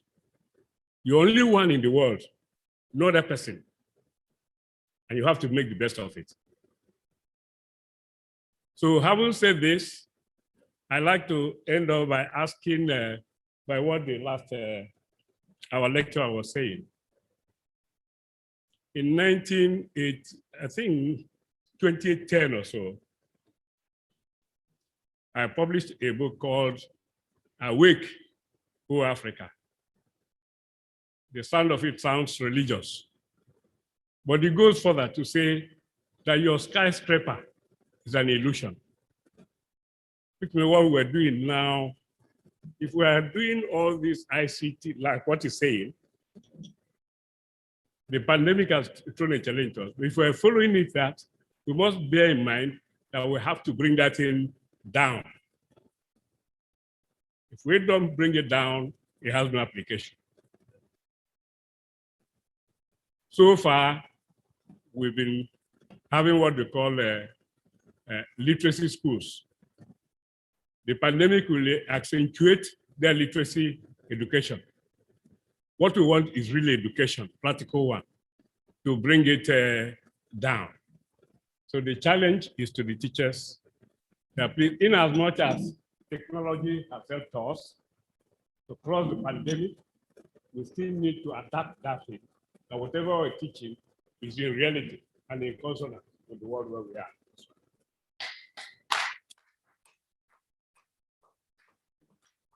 So with this, my dear children, first of all, you are welcome to Ibuzo, the citadel of wood learning. When I was in Ibadan, if I had an institution like this, I don't think I would travel all the way to Ibadan. So it is a joy and a privilege. And I am very thankful to the Almighty God that He sent a university of this caliber to my community. And I want to say that all of us will do all we can to ensure that this university grows from strength to strength.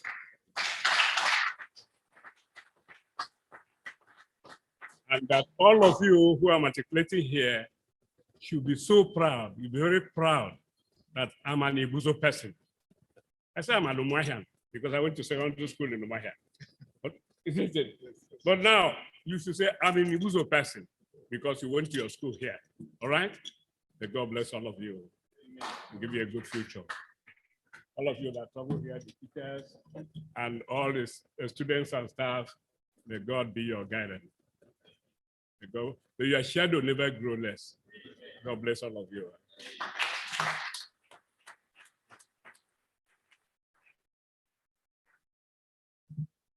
That was a royal blessing for all of us and a royal council.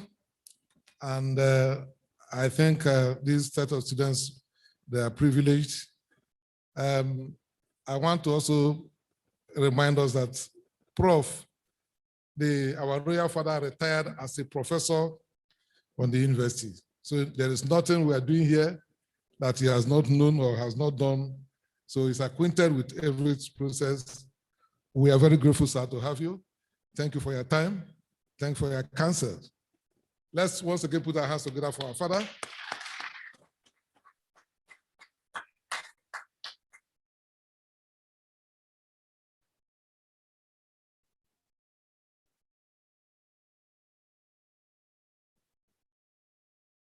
At this point, I want to invite the university orator to still recognize some dignitaries that came after the last recognition.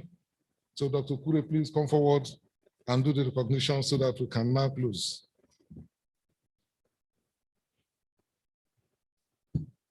Mr. Vice Chancellor, sir, distinguished guests, ladies and gentlemen, we would like to recognize Mrs. Florence Nweke, who is the Registrar of Delta State Polytechnic, Ogwash, representing the rector. Ma, you're welcome.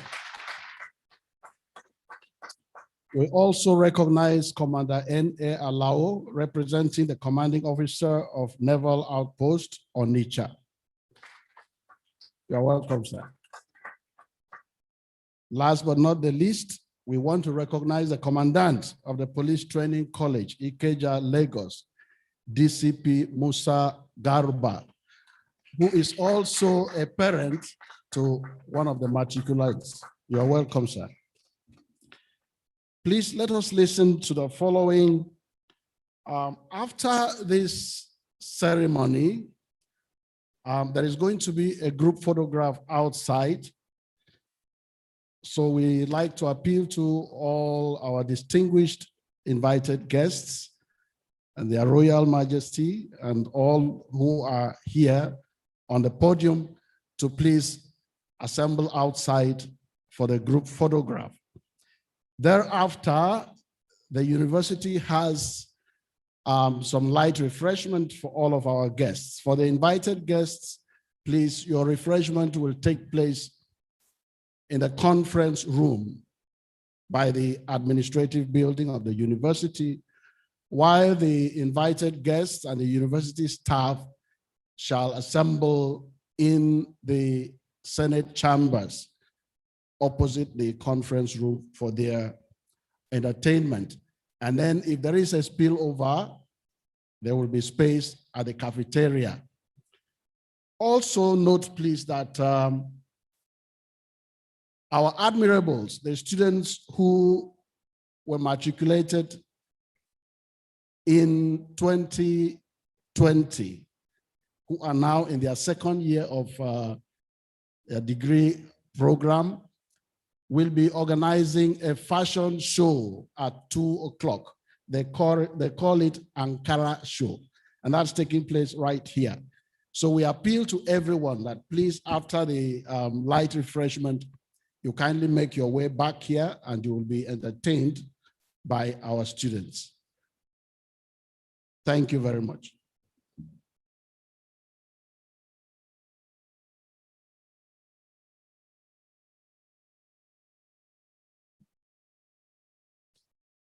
Vice Chancellor, sir.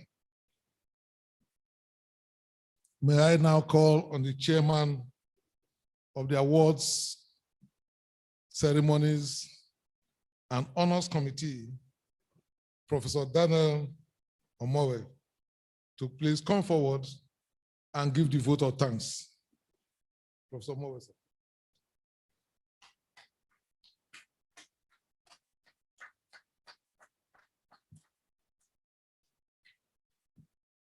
Whatever has a beginning must have an end. When Christ attended the marriage ceremony, no more food. He said, who said, I create food. And he told the small boy, how many loaves of bread do you say you have? He said, 5. Pieces of fish, 2.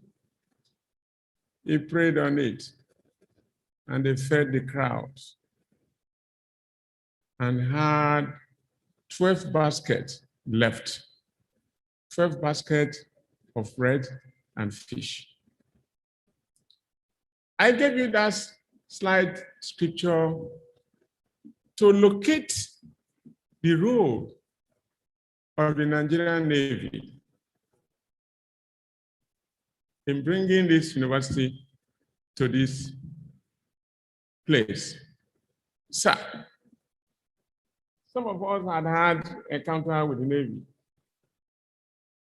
I had a brief conference in your F-58. Some of you will not know F-58. You will be told to them later. That is the biggest warship we ever had in Nigeria. You need to have a meeting there and a kind of reception they will give to you. I don't think the Air Force can beat that. I don't think the Army can beat that. So we especially thank the Navy for providing the opportunity to bring students into one of their institutions in this country. But that has triggered off something else. Parents are inquisitive. If my son comes here, will he become a naval officer? A student confronted me. The father asked him to come. He got here. He never saw white on white. He saw your fatigue and your green. And he came to me and said, sir, I only see soldiers here. My father asked me, if you see a naval officer, I'm going to come down to the school to see the VC. I want you to be a naval officer. One challenge. So, sir, we'll be making effort to explain to them. You can go direct short service. If you graduate here, you can go on direct short service and become a naval officer. So, sir, we thank you. It's giving us a very good publicity. I want to thank the parents as well. An encounter with one of my students, he said, I told my father I wanted to attend University of Benin. The father works in a boozer in Asaba here. He said, enter the car. He brought the son here. What are you going to do in Benin? Just as our royal father has said. What are you going to do in Uniben? You have a school here. You have a university here. #1 university owned by the Navy. This is where you are going to school. He's here with us. He's among those matriculated.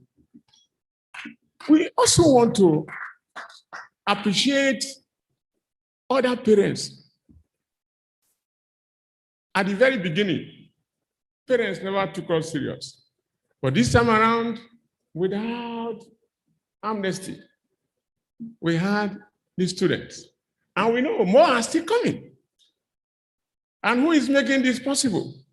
If you interact with our students, they will tell you their parents, their parents, their parents. So one heavy buzzer to the parents. Thank you very much. And once I want to, there's a tradition in my place. If you cook during the festival and nobody came to your house to eat, something is wrong. The university is here. Gradually, we are pulling. Very soon, you will see a golf course out there. The state government has given us how many hectares, sir? 60 extra. 60. So we are on 100 hectares of land. We need more. So we plead to those who govern the land, if you have done land studies, the traditional rulers, they play a key role.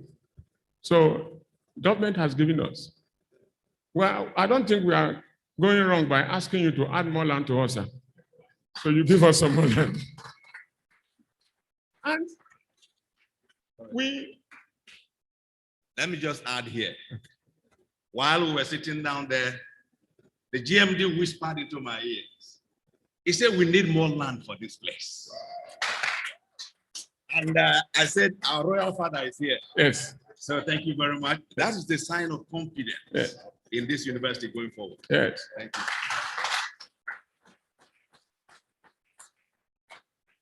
We also want to appreciate the locality, because if the environment where you are situated, the locality does not want you, it will be difficult to stay here.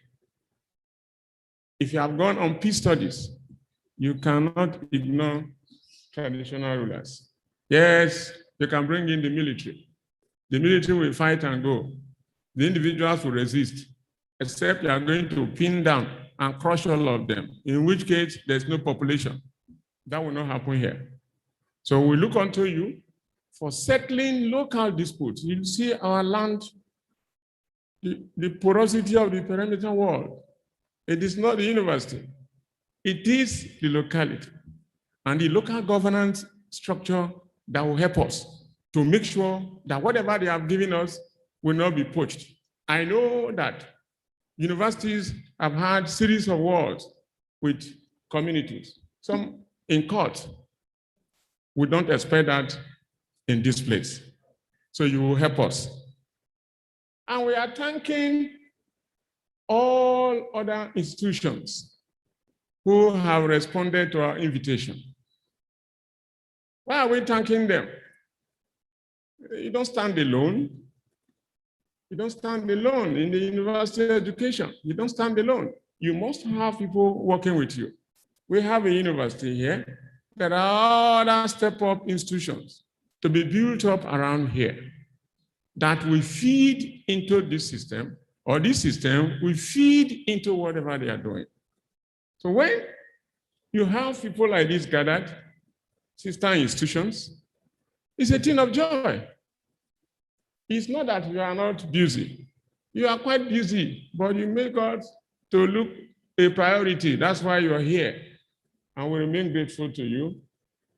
Thank you, not just for this one, but for many more matriculations and convocation that is going to take place in this university. Thank you very much.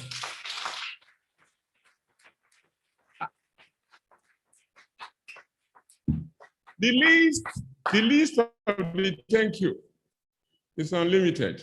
But let me just especially thank the journalists. I was a privileged journalist, very, very privileged, because I went straight to the damn barracks and came back. The journalists who are here, if they don't report about this event, nobody will know what took place here. We had the YouTube. The last session, we had online matriculation. Went over 26 countries. We called the VC from Australia, where he was at the time. Hey, what's going on there? From the US, and I'm sure this time around, over 60 countries will call us. So, to Boza, to the pressmen, Boza. Now, as you leave, carry very good news about us. We are not going to give you ink to write, but carry good news. Write what we promote. Put your byline. Your name will go far. Go beyond what you expect.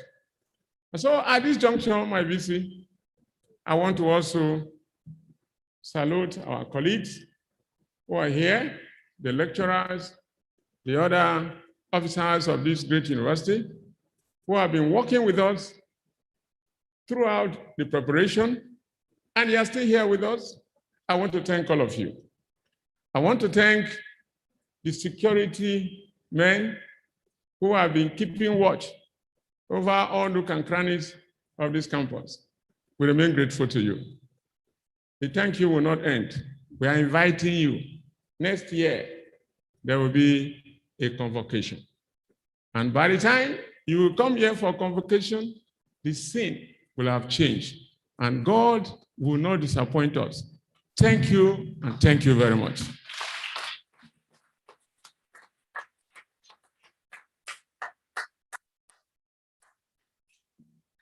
Thank you, Prof, for that. At this time, we're about to bring this occasion to an end. Musa, wherever you are, please get closer here. Vice Chancellor, sir. May I now invite you to please come and declare this matriculation ceremony closed.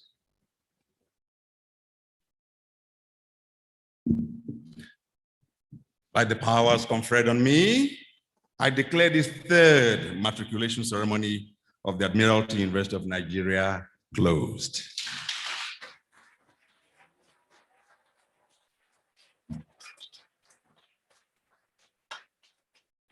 So for our closing, we will still need to commit to thank God for having kept us here and for all that we have been able to achieve today. On that note, I'm inviting Musa Mohammed to come forward and give us the closing prayer. Please take note that after the closing prayer, we shall also take the national anthem. We're just going to take only the first stanza, and we'll take the university anthem first, and then we'll take the first stanza of the national anthem. Thank you. Musa, please come and give us a prayer. Bismillahirrahmanirrahim. We thank you, God, for giving us the opportunity to be present here today. And then we thank Lord for the success of today's program. Oh Lord, our students have just matriculated, may you give them the wisdom and strength to continue to abide by the university rules and regulations, and may you make them successful in their respective programs.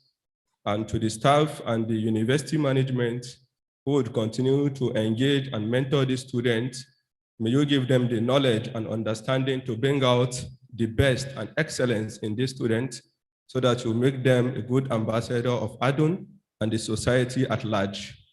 And to our parents, guardians, and different sponsor bodies who by their sweats we are here today, oh Allah asks you to pay them in double folds, and may you bless them from ways they never expected from. Innaka Hamidun Majid. ربنا آتنا في الدنيا حسنة وفي الآخرة حسنة وقنا عذاب النار سبحان ربك رب العزة عما يصفون والسلام على المرسلين والحمد لله رب العالمين. Amen. Thank you. Thank you so much, Musa.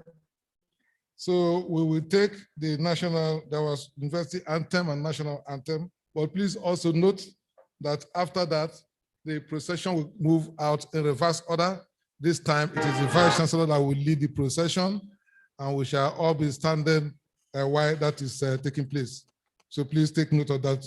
Can we have the university anthem, just one stanza of the university anthem and one stanza of the national anthem?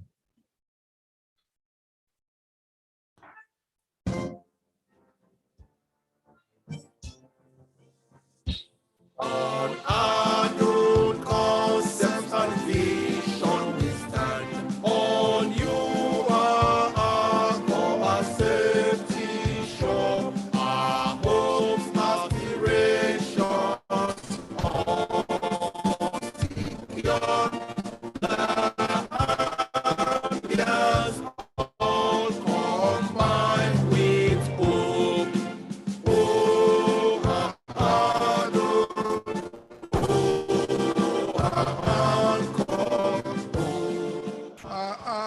That we pledge to the national anthem.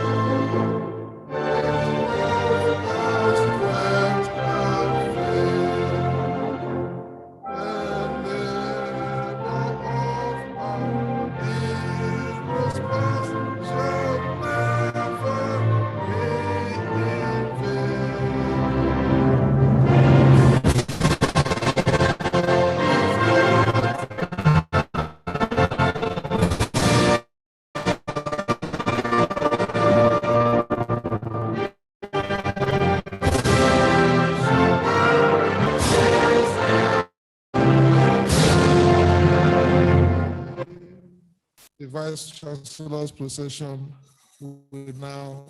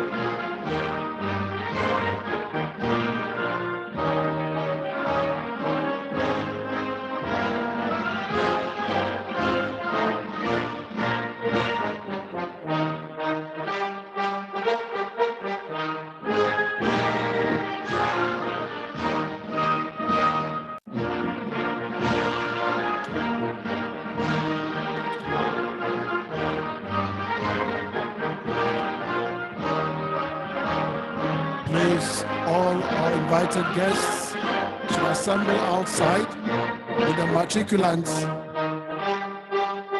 for the group photograph.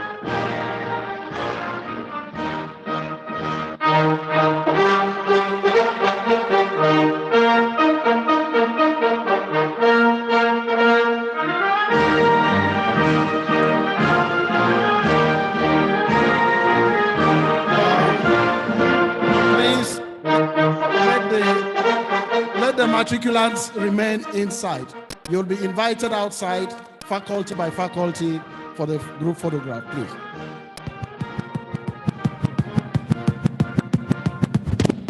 So,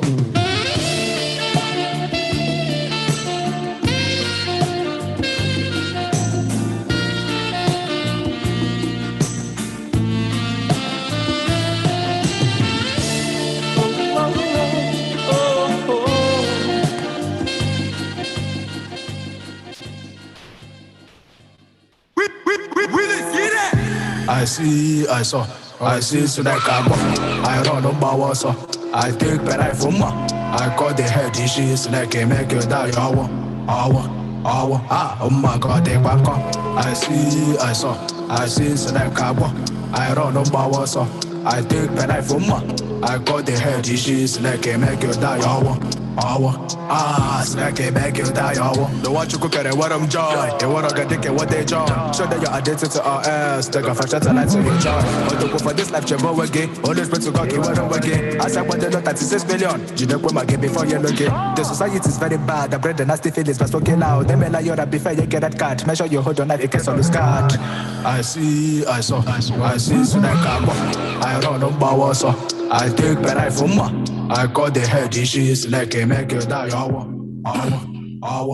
my god, they back up. I saw, Sinekejo. I ran to homie lane to pick knife from bed. I caught Sinekejo, the cut he cost, he won't Egbo, Sineke shot,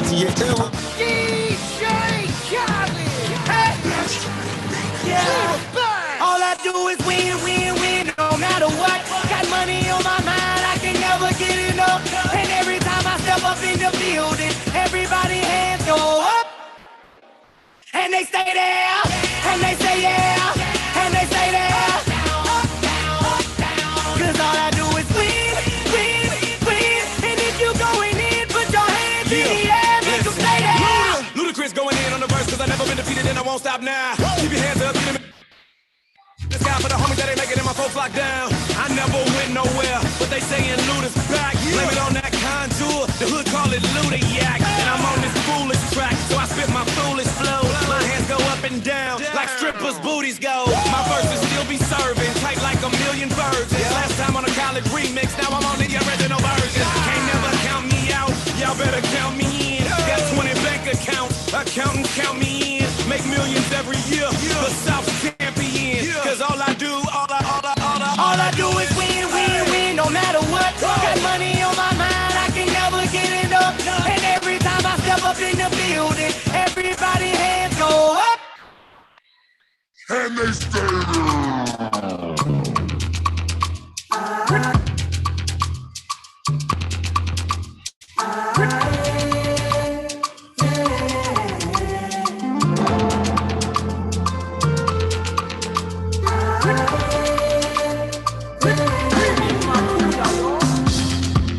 Can't touch this, they can't touch me.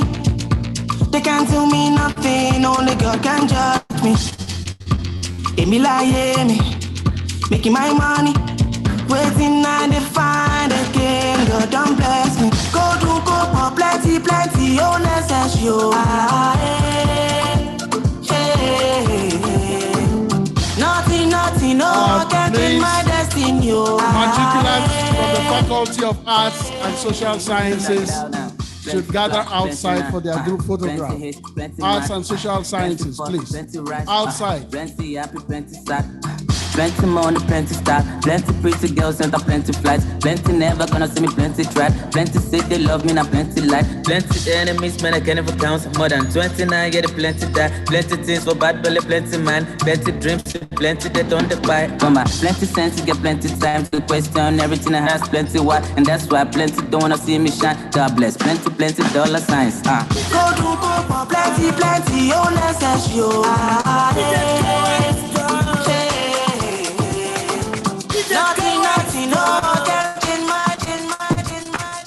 DJ K-Wise George. DJ K-Wise George. DJ K-Wise George. Get it. Yeah. Go ahead.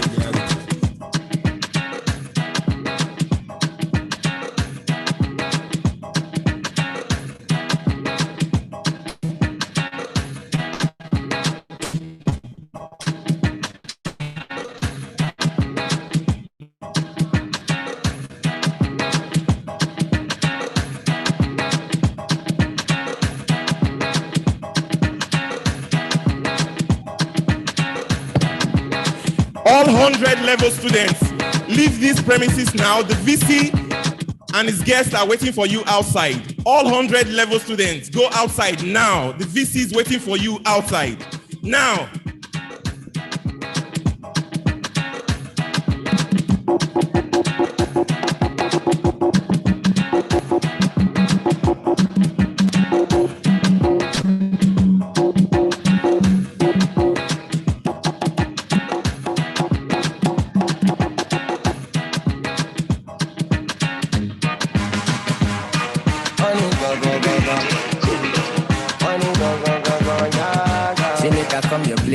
Tennessee good day. Yes. What about the babes? Yes. Babes from UK.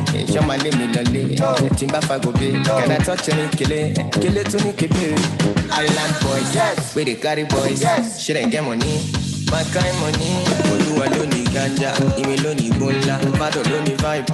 Fella loni shrine. I just want flex. Me nobody all up on my head. And if I push your button, you go push my button. I go rock your body. See, I just want flex. Ain't nobody all up on my head.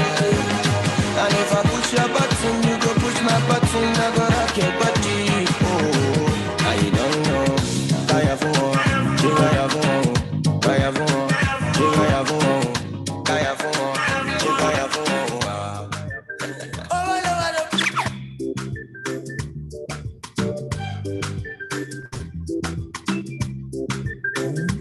Me I know they do gra, I know they beraga. Right now I know they do gra, I know they beraga. Right. You know one walk, you want to chop up. You know one strive, you want to flex up. You must have served before you be boss up. You know one suffer, you want enjoy up. Right now me I'm chilling in my chulo way. God knows say I walk out to be ready.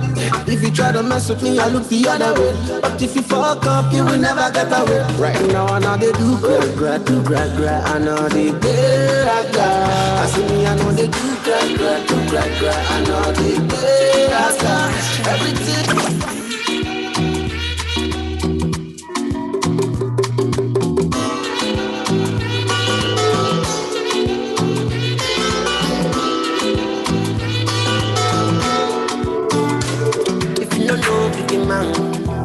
You never know best. You know shine in your eyes.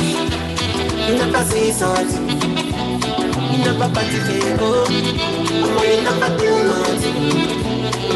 Government in your wow. They never do nothing. That's when they waka. Everybody searching for the answer. Mata. If you ask me, I go ask her. How we doing back? Governor, but this is not federal. This is the reason why the rich is getting rich, and that's the reason why people stay trapped. You see, I go for Lagos, like it's inside the Lagos. And I see I go for Lagos, like it's inside the Lagos.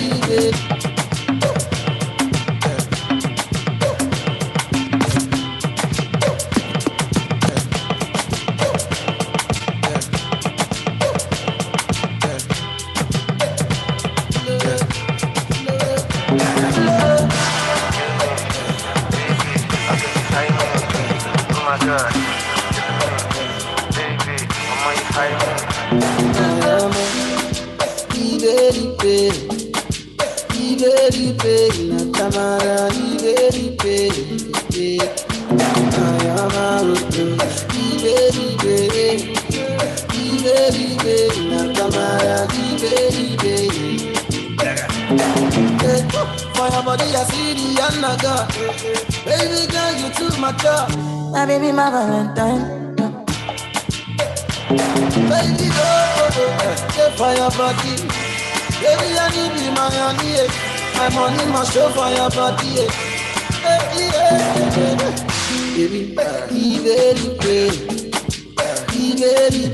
Nakamara, baby, oh.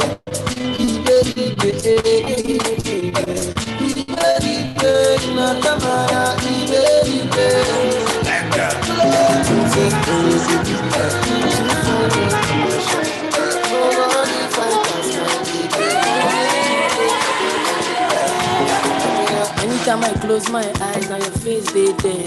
DJ Santos on If you give me this your love, I will treat you well. I'm more than I take my heart, I no get spare. Anything you want to do with them, go do. Yes. The boy no care. Oluwa just to fool you. Yes, sir. The mama can't uku you. You know if you walk out some protect you, so the boys no look to you. One more than why you feeling like that? You gon' sweet like that. You carry face, carry front, carry back, carry waist. When you make a man face like that, Jay, I'm more than I give them. Give them. I say I'm more than I give them.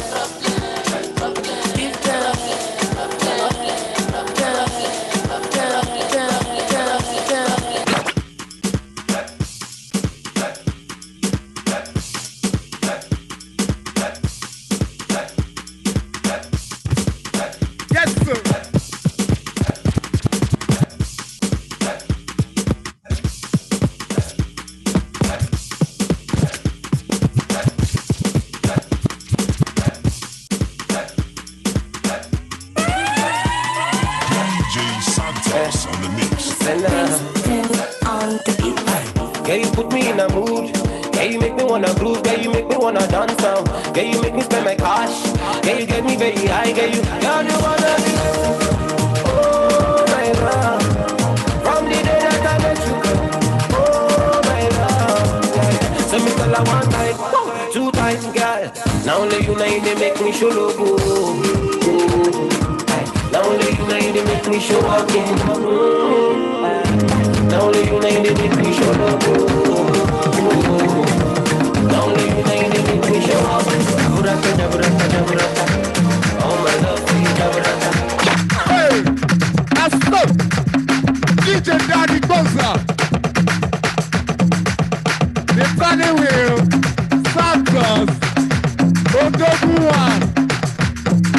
You there for YouTube, they go, let you know.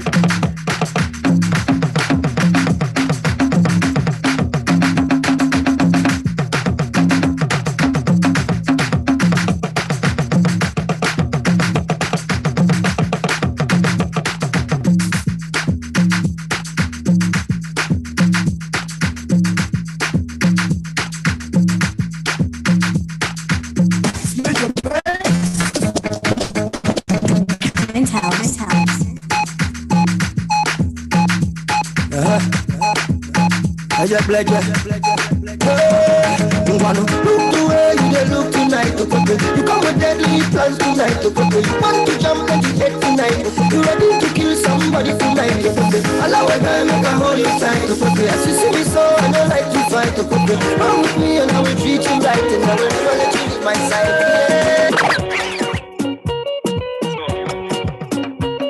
Yes, everybody. You are live with DJ Santos and the drummer boy, DJ Johnny Cola. One in the building. Today and today. Baby, give me pussy. With your cute little dimple. I know me lie. Yes, sir. This one, it no be to chop and drop. It no be to point and chop. You know you bad. Eat my body, they dance. My head, they dance, you. Nah, him, they not come. He did not come. My brain, they dance, you. I go go. My heart, they do me, you. I go go. Nah, him, they not come. He did.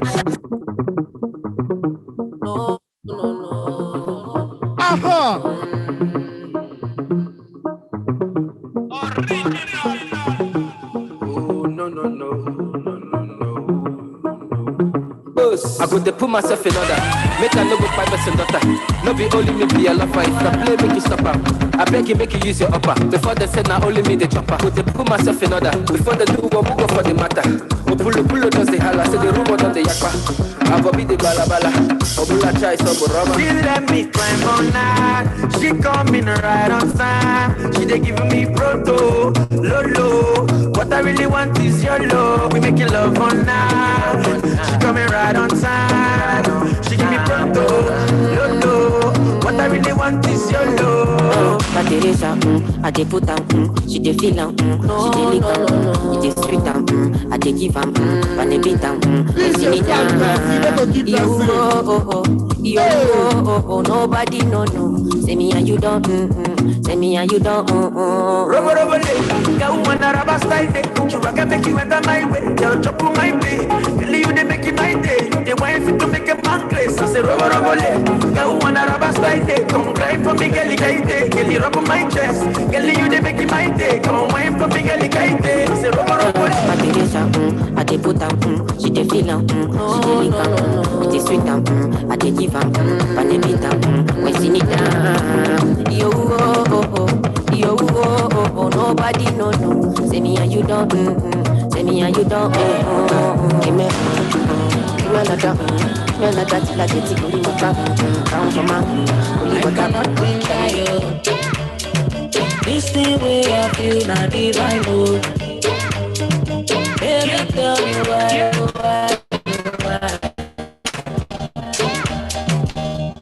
I don't text you, but no reply, oh. I don't.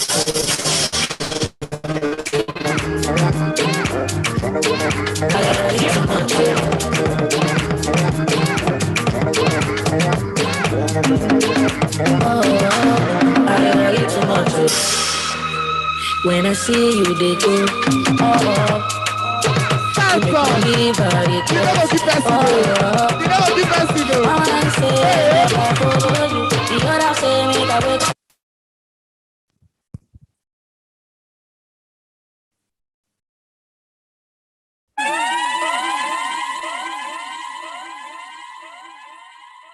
DJ Santos on the mix. You're listening to today's hottest music. Not just some of it, all of it.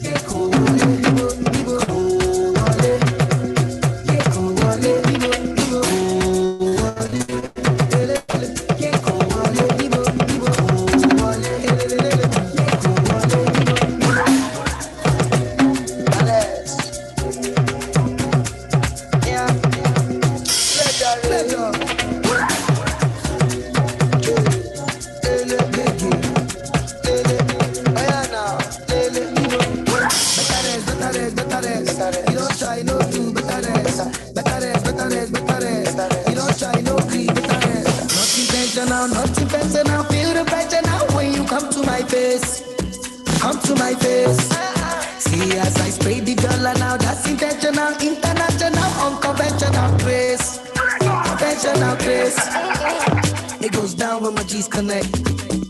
No disconnect. the cat cruise forget. If you talk, you collect. It goes down when my disconnect. No disconnect. The cat cruise forget. If you talk, you collect. Take it. Big neck kill it. The cat cruise. That was 7. Let's second. I think it's Baba cruise. It goes down when my disconnect. Big neck kill it. No disconnect. That was 7. Let's second.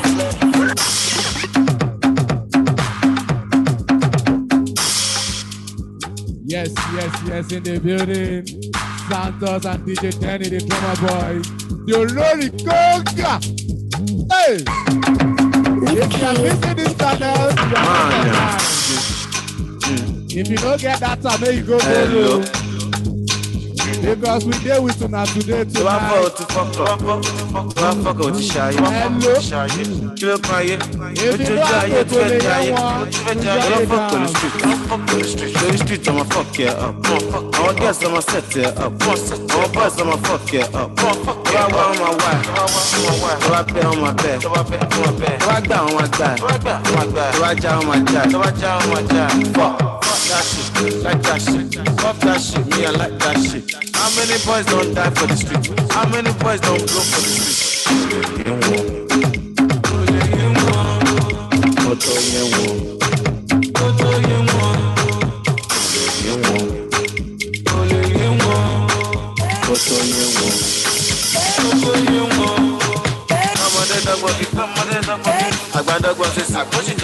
I no good no. I am more. Go my shock here. You know doing open shop. Bam better. Oh para wa better. Tarele. Go me. Tarele. Go me.